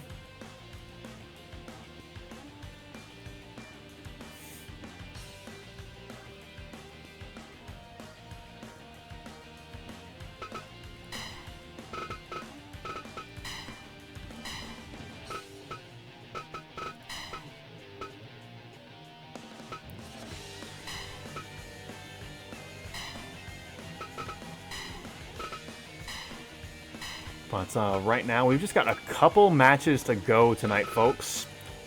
As we have got this inter-stable tag team of Frank Vista and Dan Ramitin. Of course, we saw just a couple weeks ago, Vista taking on Bobby Goodwin.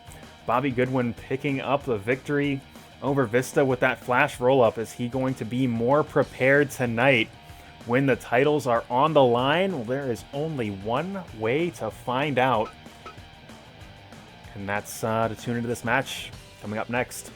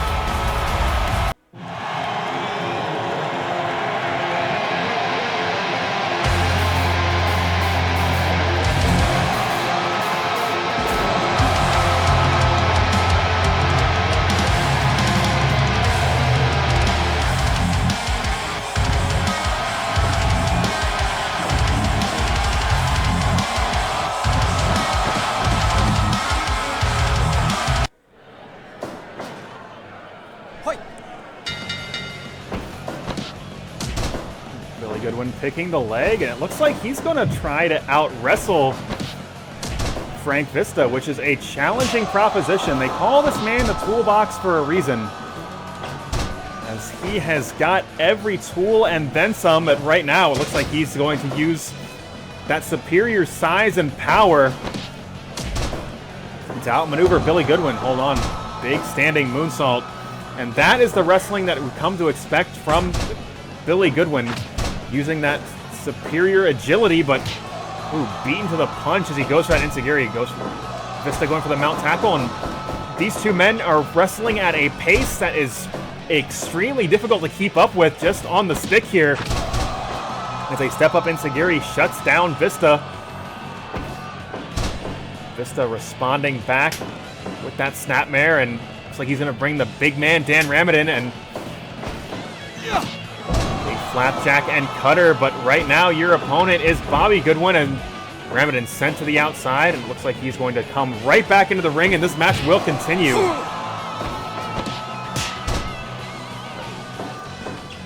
Looks like Bobby Goodwin looking to make a statement as he briefly stood alone in the center of the ring, but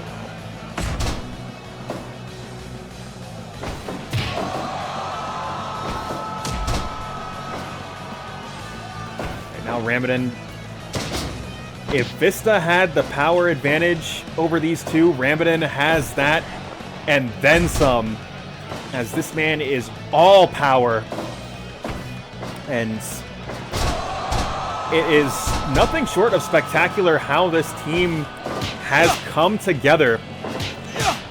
Had a brief rivalry that ended with these two gaining one another's respect, and they took that into the tag team division and have been taking that division by storm, earning themselves the title shot that they are in right now. But the Goodwin brothers are a truly polished tag team,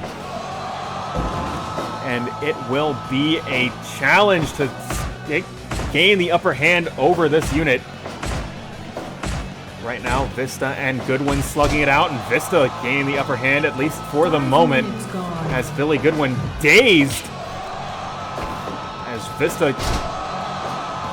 keeping Billy Goodwin away from his own corner, but This has created an opportunity. No, it looks like Bobby, for a moment, was clearing out of the apron, trying to take on Vista on the outside, but looks like he'll get his shot at Vista right now. But Vista is not finished with Billy Goodwin. Bobby pounding Vista's head into that corner turnbuckle, but Vista coming out like the Terminator.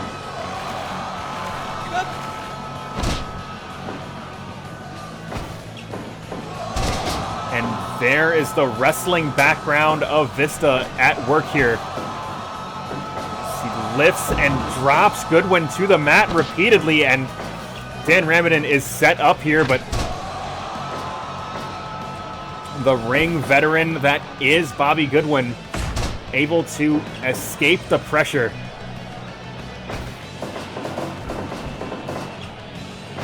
Ramitin ducking the lariat and setting up for a maneuver of his own, but a miscalculation is going to allow Bobby Goodwin to get back into his own corner.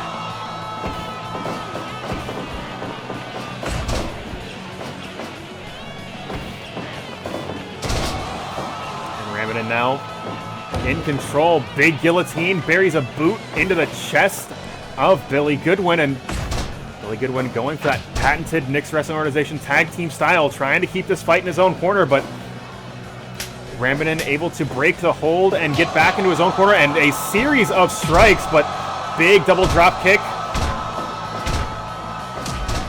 But Ramitin sent back to his own corner, and Vista taking on both of the Goodwins at the same time, and seems to be holding his own quite effectively. Big back elbow, and Vista going for the mountain. This is how he lost just a couple weeks ago, and Vista getting a shoulder off the mat as quickly as he is able to do.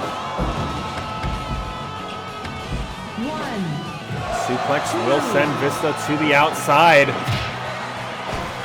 10 minutes gone.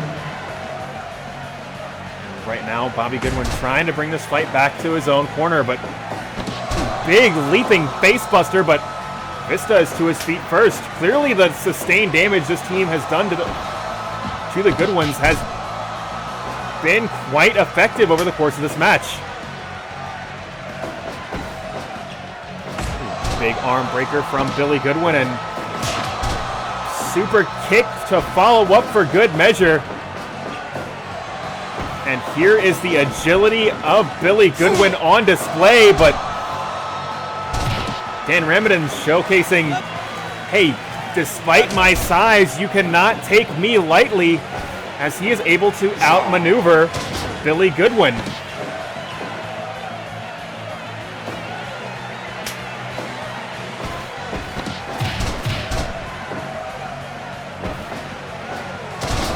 Big swinging neck breaker, and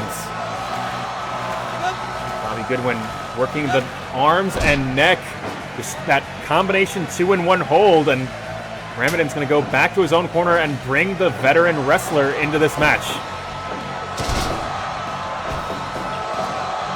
Big Destino, center of the ring.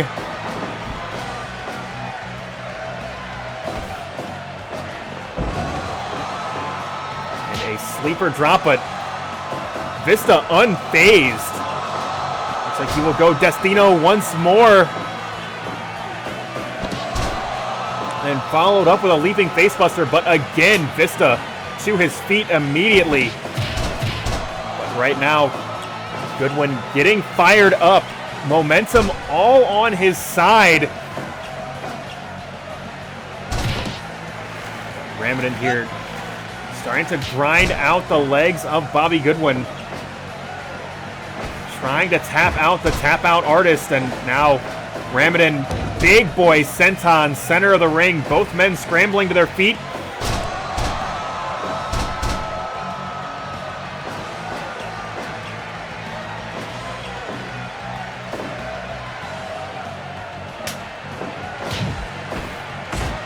And Ramitin once again taking on both of the Goodwin brothers, but right now Billy gaining the upper hand, at least for a moment, but that chop to the chest absolutely flattening Billy Goodwin.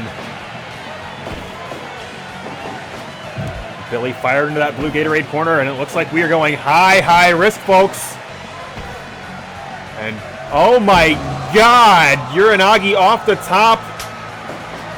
And Billy Goodwin is dazed. Hold on, back switch. Flying cross arm breaker, but Vista coming in to break it up. Belly to belly overhead suplex, and Billy Goodwin couldn't get to his corner any faster. On back switch, and oh my God, belly to back overhead suplex, and Bobby Goodwin landing on exposed asphalt. On Destino once again, Bobby Goodwin clearly unfazed as these two men slug it out center of the ring. Big headbutt, and Bobby Goodwin in control. Hold on, back switch once again, but a jawbreaker will cut Vista off, but he's able to get back to his own corner and get a fresh Dan Ramitin in. And on big spinning backdrop, but double armbar to Ramitin, and Ramitin able to power out of the hold. Trying to contain those two massive arms proved to be too arduous a task. As a spinning brainbuster lays out Billy Goodwin. Ramitin launching himself with that leg lariat, and hold on, big lift and then drop center of the ring, and it's like Bobby Goodwin going to be brought back into this match. Arm ringer, and that is going to set him up nicely for that double armbar combination. But again, Ramitin able to escape the hold.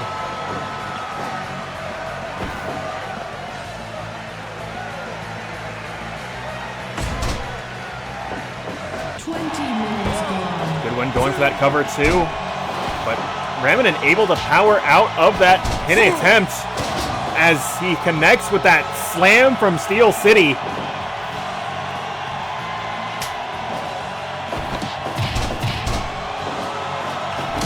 Hold on, mount tackle, and a series of blows to the face.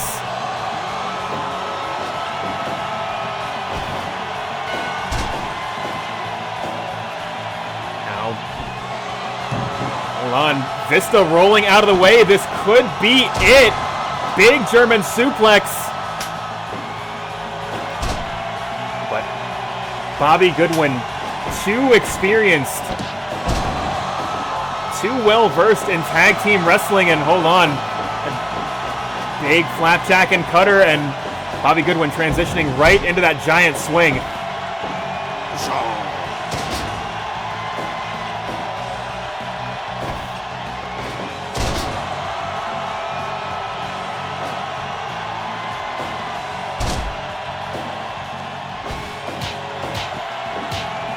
Is absolutely anybody's match at this point. As Ramitin, big boy senton running the full distance of this 20 by 20. And hold on, sleeper, this could be it. And yes, it is. Billy Goodwin tapped.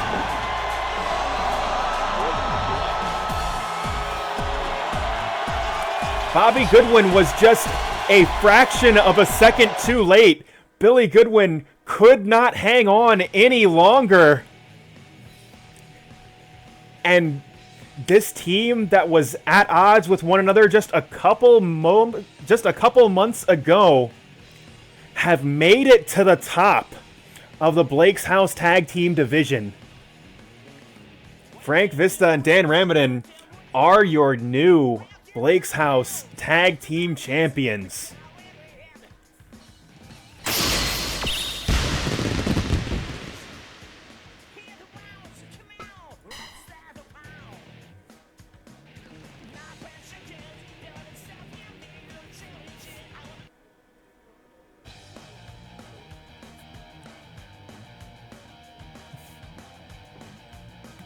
Yeah, that was legit a good match. Like, it was back and forth the whole way. I genuinely had no idea who was going to take it. Hey, catch you later on, James. Appreciate you stopping by. Good luck with your new job, man.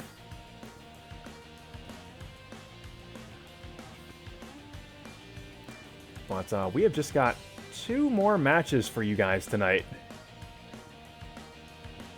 And coming up next, Blake's House Wrestling Heavyweight Championship on the line.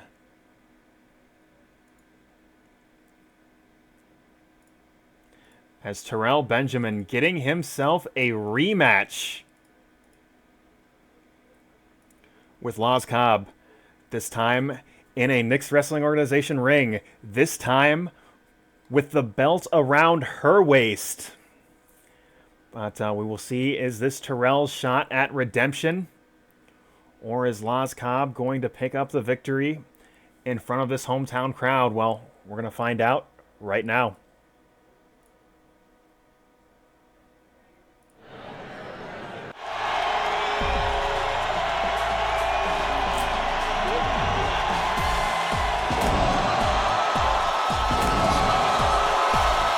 Terrell slowly making his way to the ring. You've got to figure that onslaught from the firm at the start of tonight's broadcast going to be trouble for him. It's unclear if he's going to be 100%, but right now,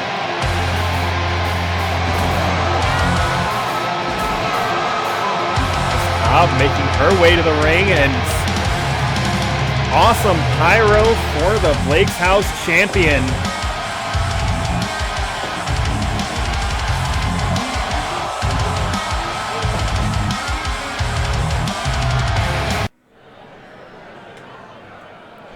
So the question on everybody's mind has got to be, is Terrell going to be 100%? And Laz Cobb looks more than willing and determined to find out the answer to that, as she comes out the gate already targeting the neck of Terrell Benjamin.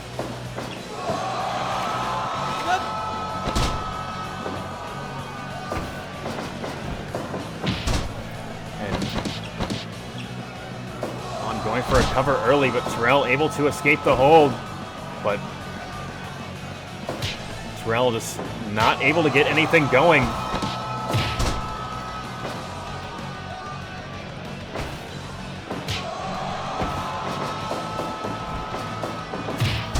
Big boot to the chest, and Terrell trying to get something started here, but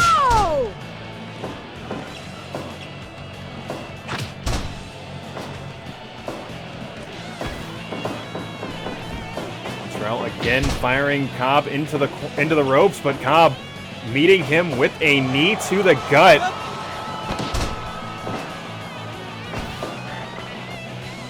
And Terrell just a half a step too slow.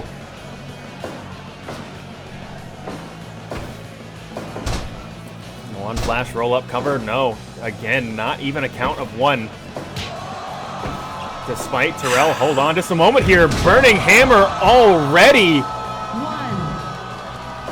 Well, 100% or not, Terrell is all heart and he is ready to go. But Cobb able to escape that big boot attempt.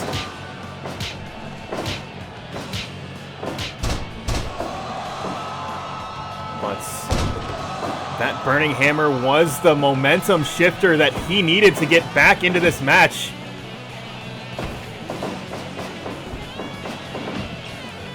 Terrell protecting himself from the strikes, but neither side now really able to get any significant offense in. Ooh,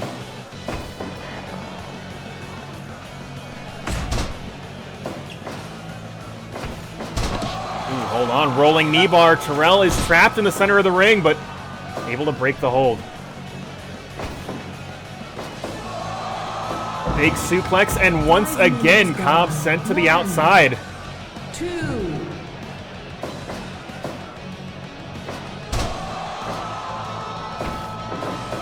Terrell fired into that orange Gatorade corner. And Cobb now hanging figure 4 choke. Cobb coming back into the ring and continuing this onslaught to Terrell. Just grinding an elbow into the side of the head, but Terrell fighting his way back. Big pop-up cutter. Oh my god. 1, 2. For every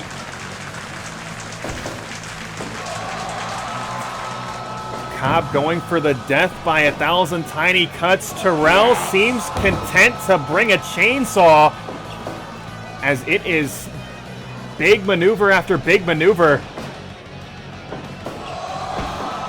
And that very well may be. This is his second match tonight. He doesn't have enough in the tank for one of those 30-minute classics. He needs to hit his big moves in early and often, and thus far he has been able to do so. One Cobb trapped in the Tree of Woe, and series of forearm smashes into the knees of Cobb. And Terrell now just absolutely on fire. He applies that step over toe hold face lock, and Cobb now in trouble. She is finally able to escape the hold. Hold on, backslide cover of her own. Now, oh my god, not even a count of one. But this is going to be the difference maker in this match.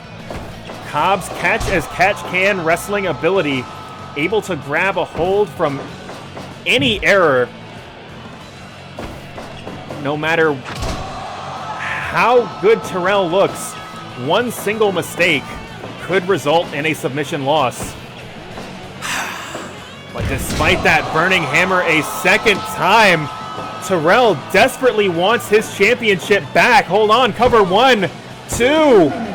Oh my god, so close, but Cobb showing why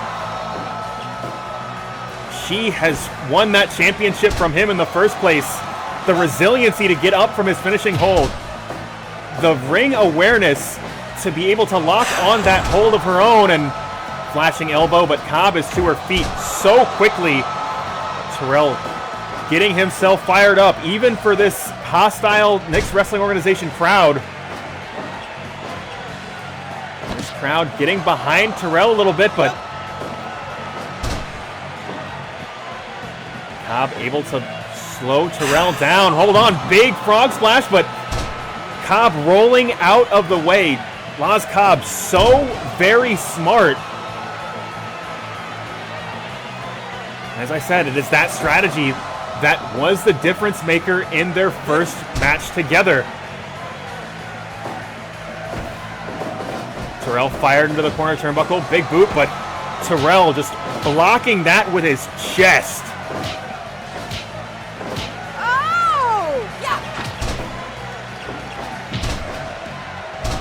Right now, both competitors leaving it all in the ring.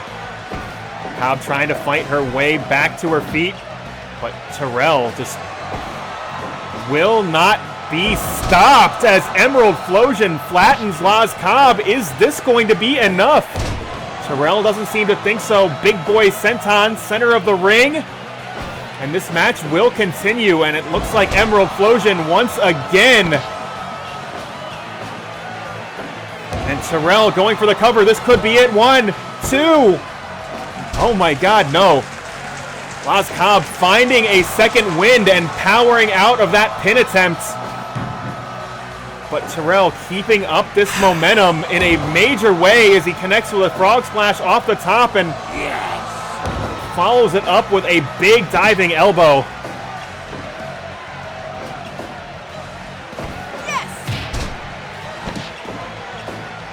Cobb looking to turn things around. Hold on. Big dragon sleeper, and this time it is Terrell that is trapped. And there is that catch wrestling background of Cobb being put to good use. As Terrell fired into that blue Gatorade corner. But Cobb now in the corner, and hold on. It's like Terrell once again putting Cobb in the Tree of Woe and delivering a series of strikes. Backbreaker and body slam combination, and Terrell has yet to let off the accelerator.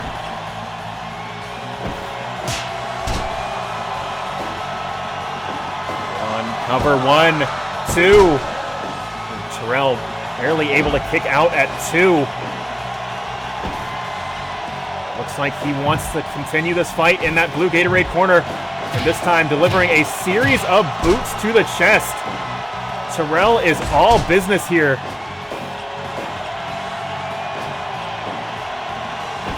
But Cobb just one clean hold away from victory. But hold on, Terrell locking on the figure 4, and Terrell shocking the world, submitting the submission specialist that is Laz Cobb, and winning the Blake's House Wrestling Championship via figure 4. And again, despite every single roadblock that JB3 puts in front of Terrell, despite making him fight twice in the same night, Terrell came out like he was fired out of a gun to win this Blake's House Heavyweight Championship match. And Terrell just looking absolutely unstoppable.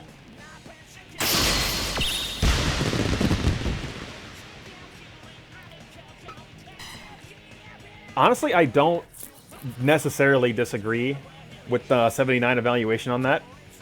And again, it is the game is the game. Like, Laz Cobb just didn't get a lot of offense.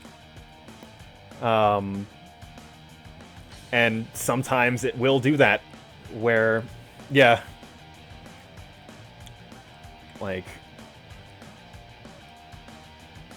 that being said, like, and it sucks in the sense that, hey, this is the Knicks Wrestling Organization show, but narratively what we're doing with Terrell, this is the outcome I would have booked.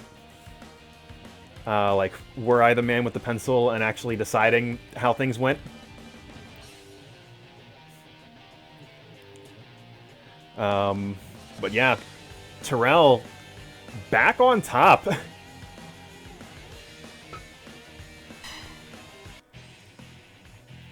But we have got one more match for you guys tonight. As we said, Knicks Wrestling Organization does things a little bit differently than the rest of the wrestling world. Their main championship is to be defended exclusively in a Landmine deathmatch, while the Ultimate Opportunist Brad Chad has earned himself a shot at this title. But we will see if he truly understands what he has gotten himself into when he goes head-to-head with the hardcore legend that is Babyman. And that match, it's right now.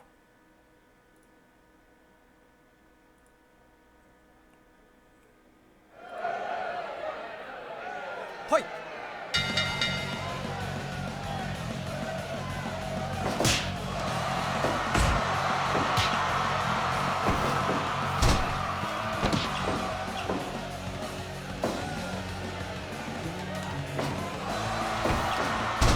Babyman, of course, no stranger to the hardcore wrestling environment. Got to figure he is favored tremendously. A lot of foreign objects laid out around the ring. Of course, the corners. Barbed wire boards and the barbed wire boards around the ring. Hold on, Brad Chad. Not interested in hardcore wrestling. He just wants to out-wrestle Babyman. And if it were a straight wrestling match, Brad Chad stands a chance with anybody. But Babyman absolutely will not let this be a straight-up wrestling match, and it is only a matter of time before those foreign objects come into play. But thus far, Brad Chad measuring himself so very effectively.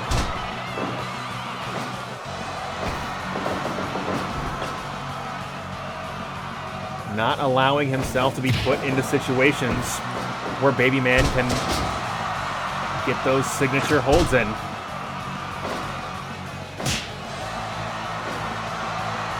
Big open palm strike from Brad Chad, and Brad Chad just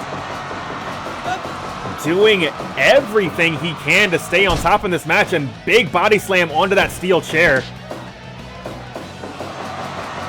Looks like he is again going back-to-back airplane spins as he hits that fireman's carry buster once again.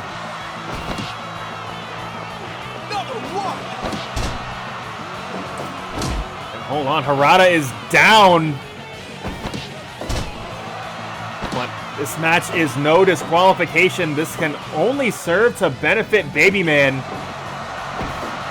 as Brad Chad was unable to apply a pin attempt or submission, and they're fighting dangerously close to that barbed wire.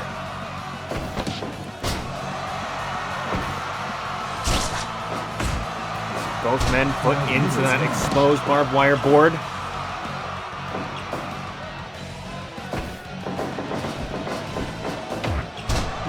Big headbutt from Babyman, and the big man has started his signature offense.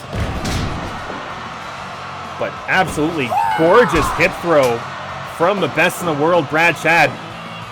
And Babyman swinging for the fences with that baseball bat and connects with the top of the head, but Brad Chad fighting his way to his feet, lift and then drop to the mat. And again, Babyman going for that baseball bat, but again, Brad Chad just too crafty for him.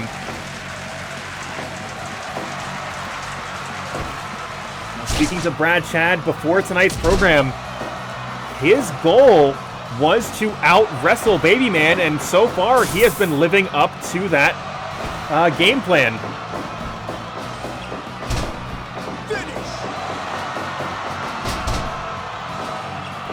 Perfect backbreaker, but Babyman fighting his way back to his feet, and again, Brad Chad going with that patented airplane spin,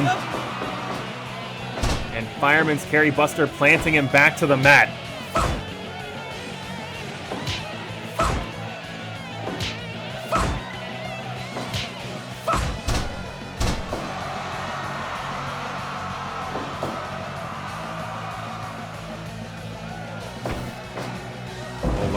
Mount tackle and cover 1, 2, and Babyman certainly did not expect this. Babyman more than ready to go to war with somebody, to put somebody into the barbed wire on the outside, to make use of all of these foreign objects around the ring. I don't think he has ever been in a straight wrestling match. And right now, Brad Chad is just outmaneuvering him at every step.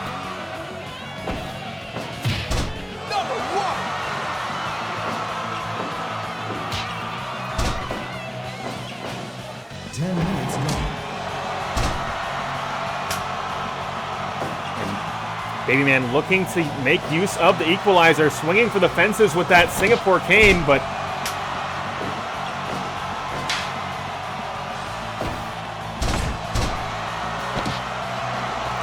applying that chokehold, and Brad Chad barely able to break the hold. Thumb to the eye, going to create an opportunity for Babyman as he plants Brad Chad with that DDT. Brad Chad is getting fired up, and the crowd is getting behind him as a huge German suplex lays Babyman out. Big jawbreaker and basement dropkick combination. Hold on, Brad Chad able to escape the hold once, but not twice, as Babyman starts to apply some illegal leverage as he lays into his throat with that chokehold.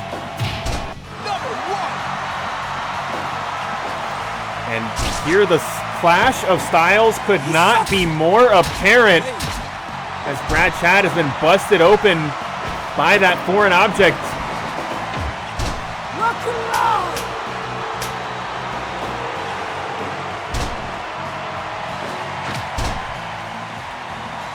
And this match has just changed. as Baby Man has drawn first blood and has fired Brad Chad into that barbed wire exposed corner.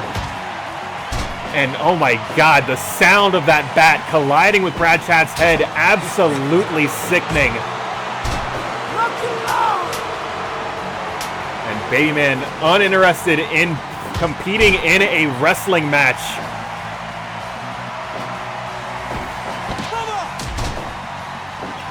But hold on just a moment here. Big double arm bar, and Baby Man is trapped, unable to break the hold, but too much blood. Brad Chad just sliding off of him.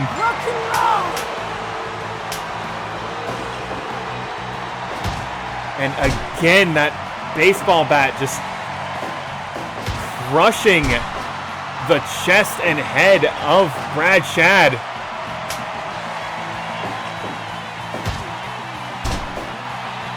Baby Man just doing damn it. Hold on just a moment here. Big Uranagi from Brad Chad, and Brad Chad back on top, at least for the moment. Roll up cover. This could be it. 1, 2. Oh my god. Brad Chad doing everything he can to stay in this match and to keep this a wrestling match where he has been able to outmaneuver Baby Man every step of the way. But Baby Man, I don't need to wrestle you. Hold on, it's a moment here. Blazing tornado. And both men struggling to get to their feet at this point, and Brad Chad just grasping for the ropes here.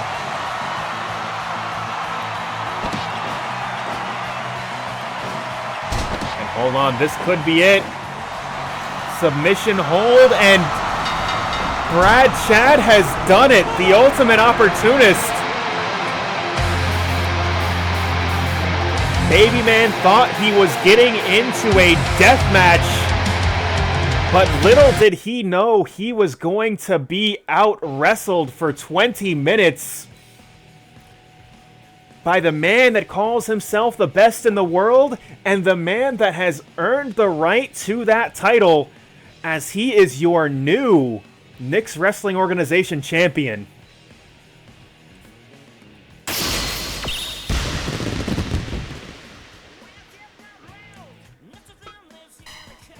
And that is going to conclude the main portion of tonight's show, but please stay tuned for the bonus match, because, man, many things have happened in tonight's program.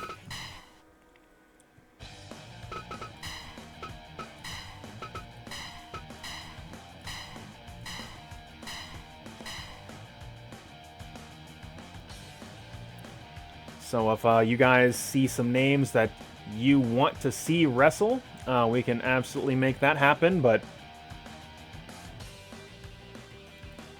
yeah, let's see.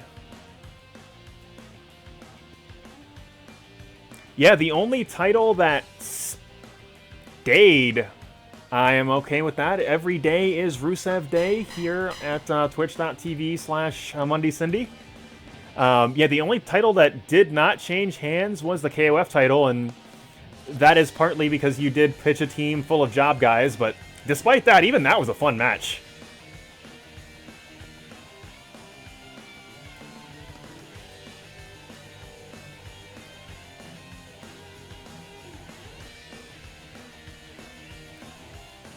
I am genuinely surprised the MMA guys tag team match did not end in a critical, because in my mind that's how that match was going to go. If someone was going to get clipped by something, and then like, yeah, it was going to end, and then that just never happened. I was like, all right, well, this isn't exactly what I booked.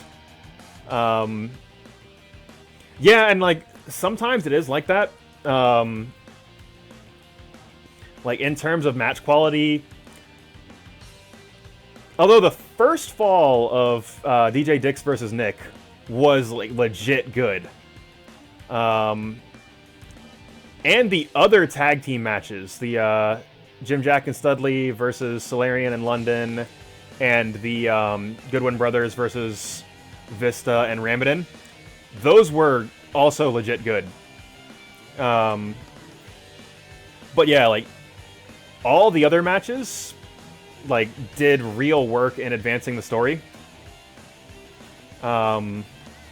Which, like, hey, you know what? Sometimes you can have a 3-star match if it tells a good story. Like, in the big picture sense.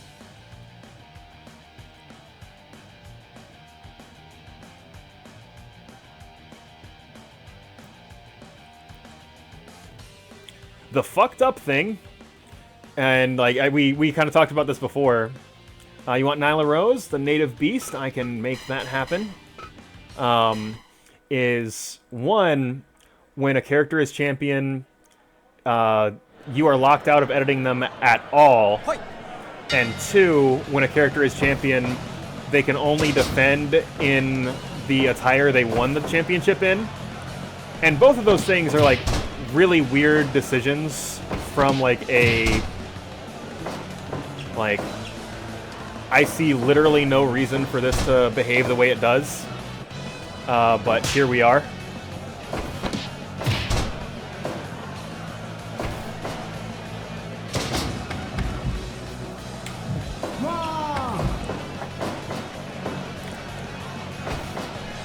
Like, I love this game, but there are some, like, really weird stuff this game does that I wish did differently.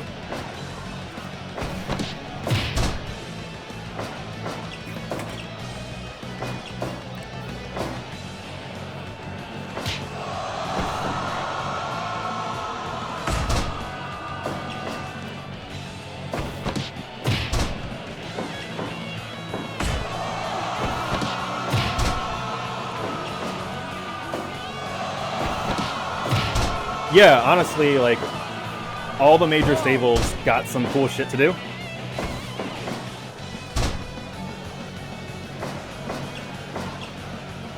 Which is, like,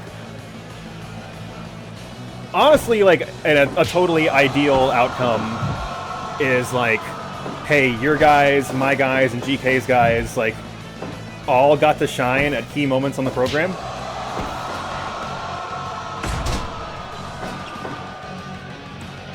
And, yeah, like, that's just good.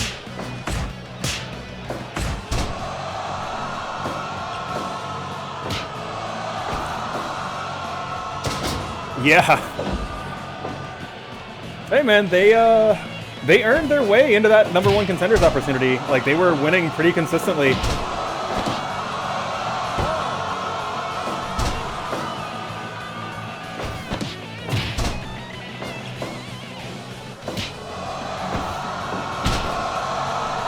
And I mean, like, if we're gonna use the parallel of, like, yeah, I'm cool with that. Like, Satchwell, like, legit good character. Like, if we're gonna go with the parallel of them basically being the bar, like, hey, that team dominated the tag team division for a while until WWE decided they didn't want tag team titles. Yeah!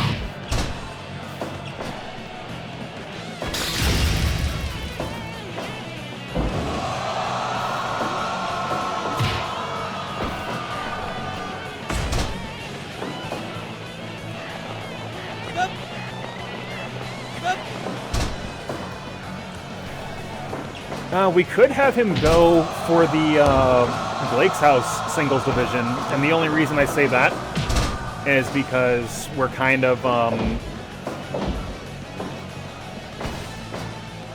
like, we're kind of leaving the JPW singles division open for Joey to, like, get his time in the spotlight.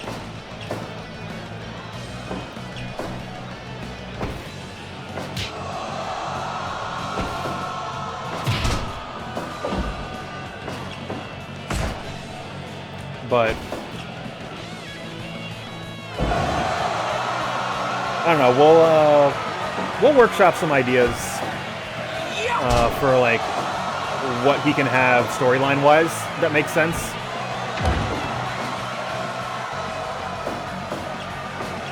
Because right at this particular moment, at like 10 o'clock at night on a Sunday, I am not thinking that hard about like what the shows for the next month or so are going to look like.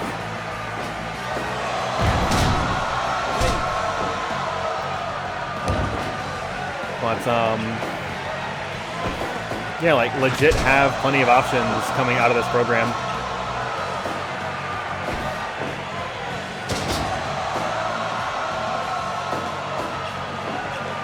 I mean, shit, even the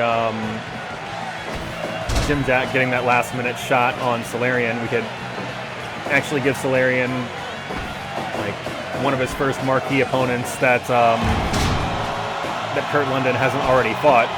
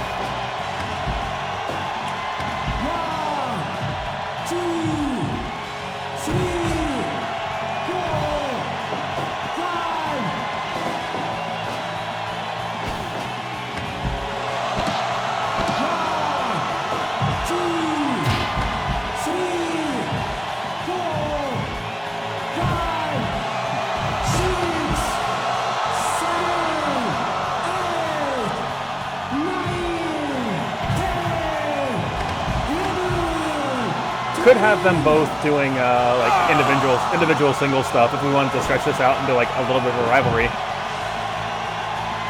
Honestly, you know what? I should do more stuff with I'm a Bear because people do legitimately like seeing the bear wrestle.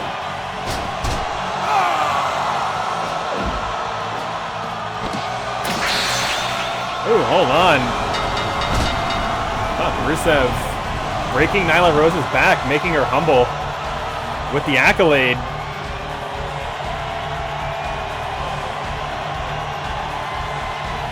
Also, like, as far as criticals go, fucking Dick Boss hitting that diving senton and crushing fucking the Shockmaster to death, that was a very good spot. Which is basically all I have to say about that.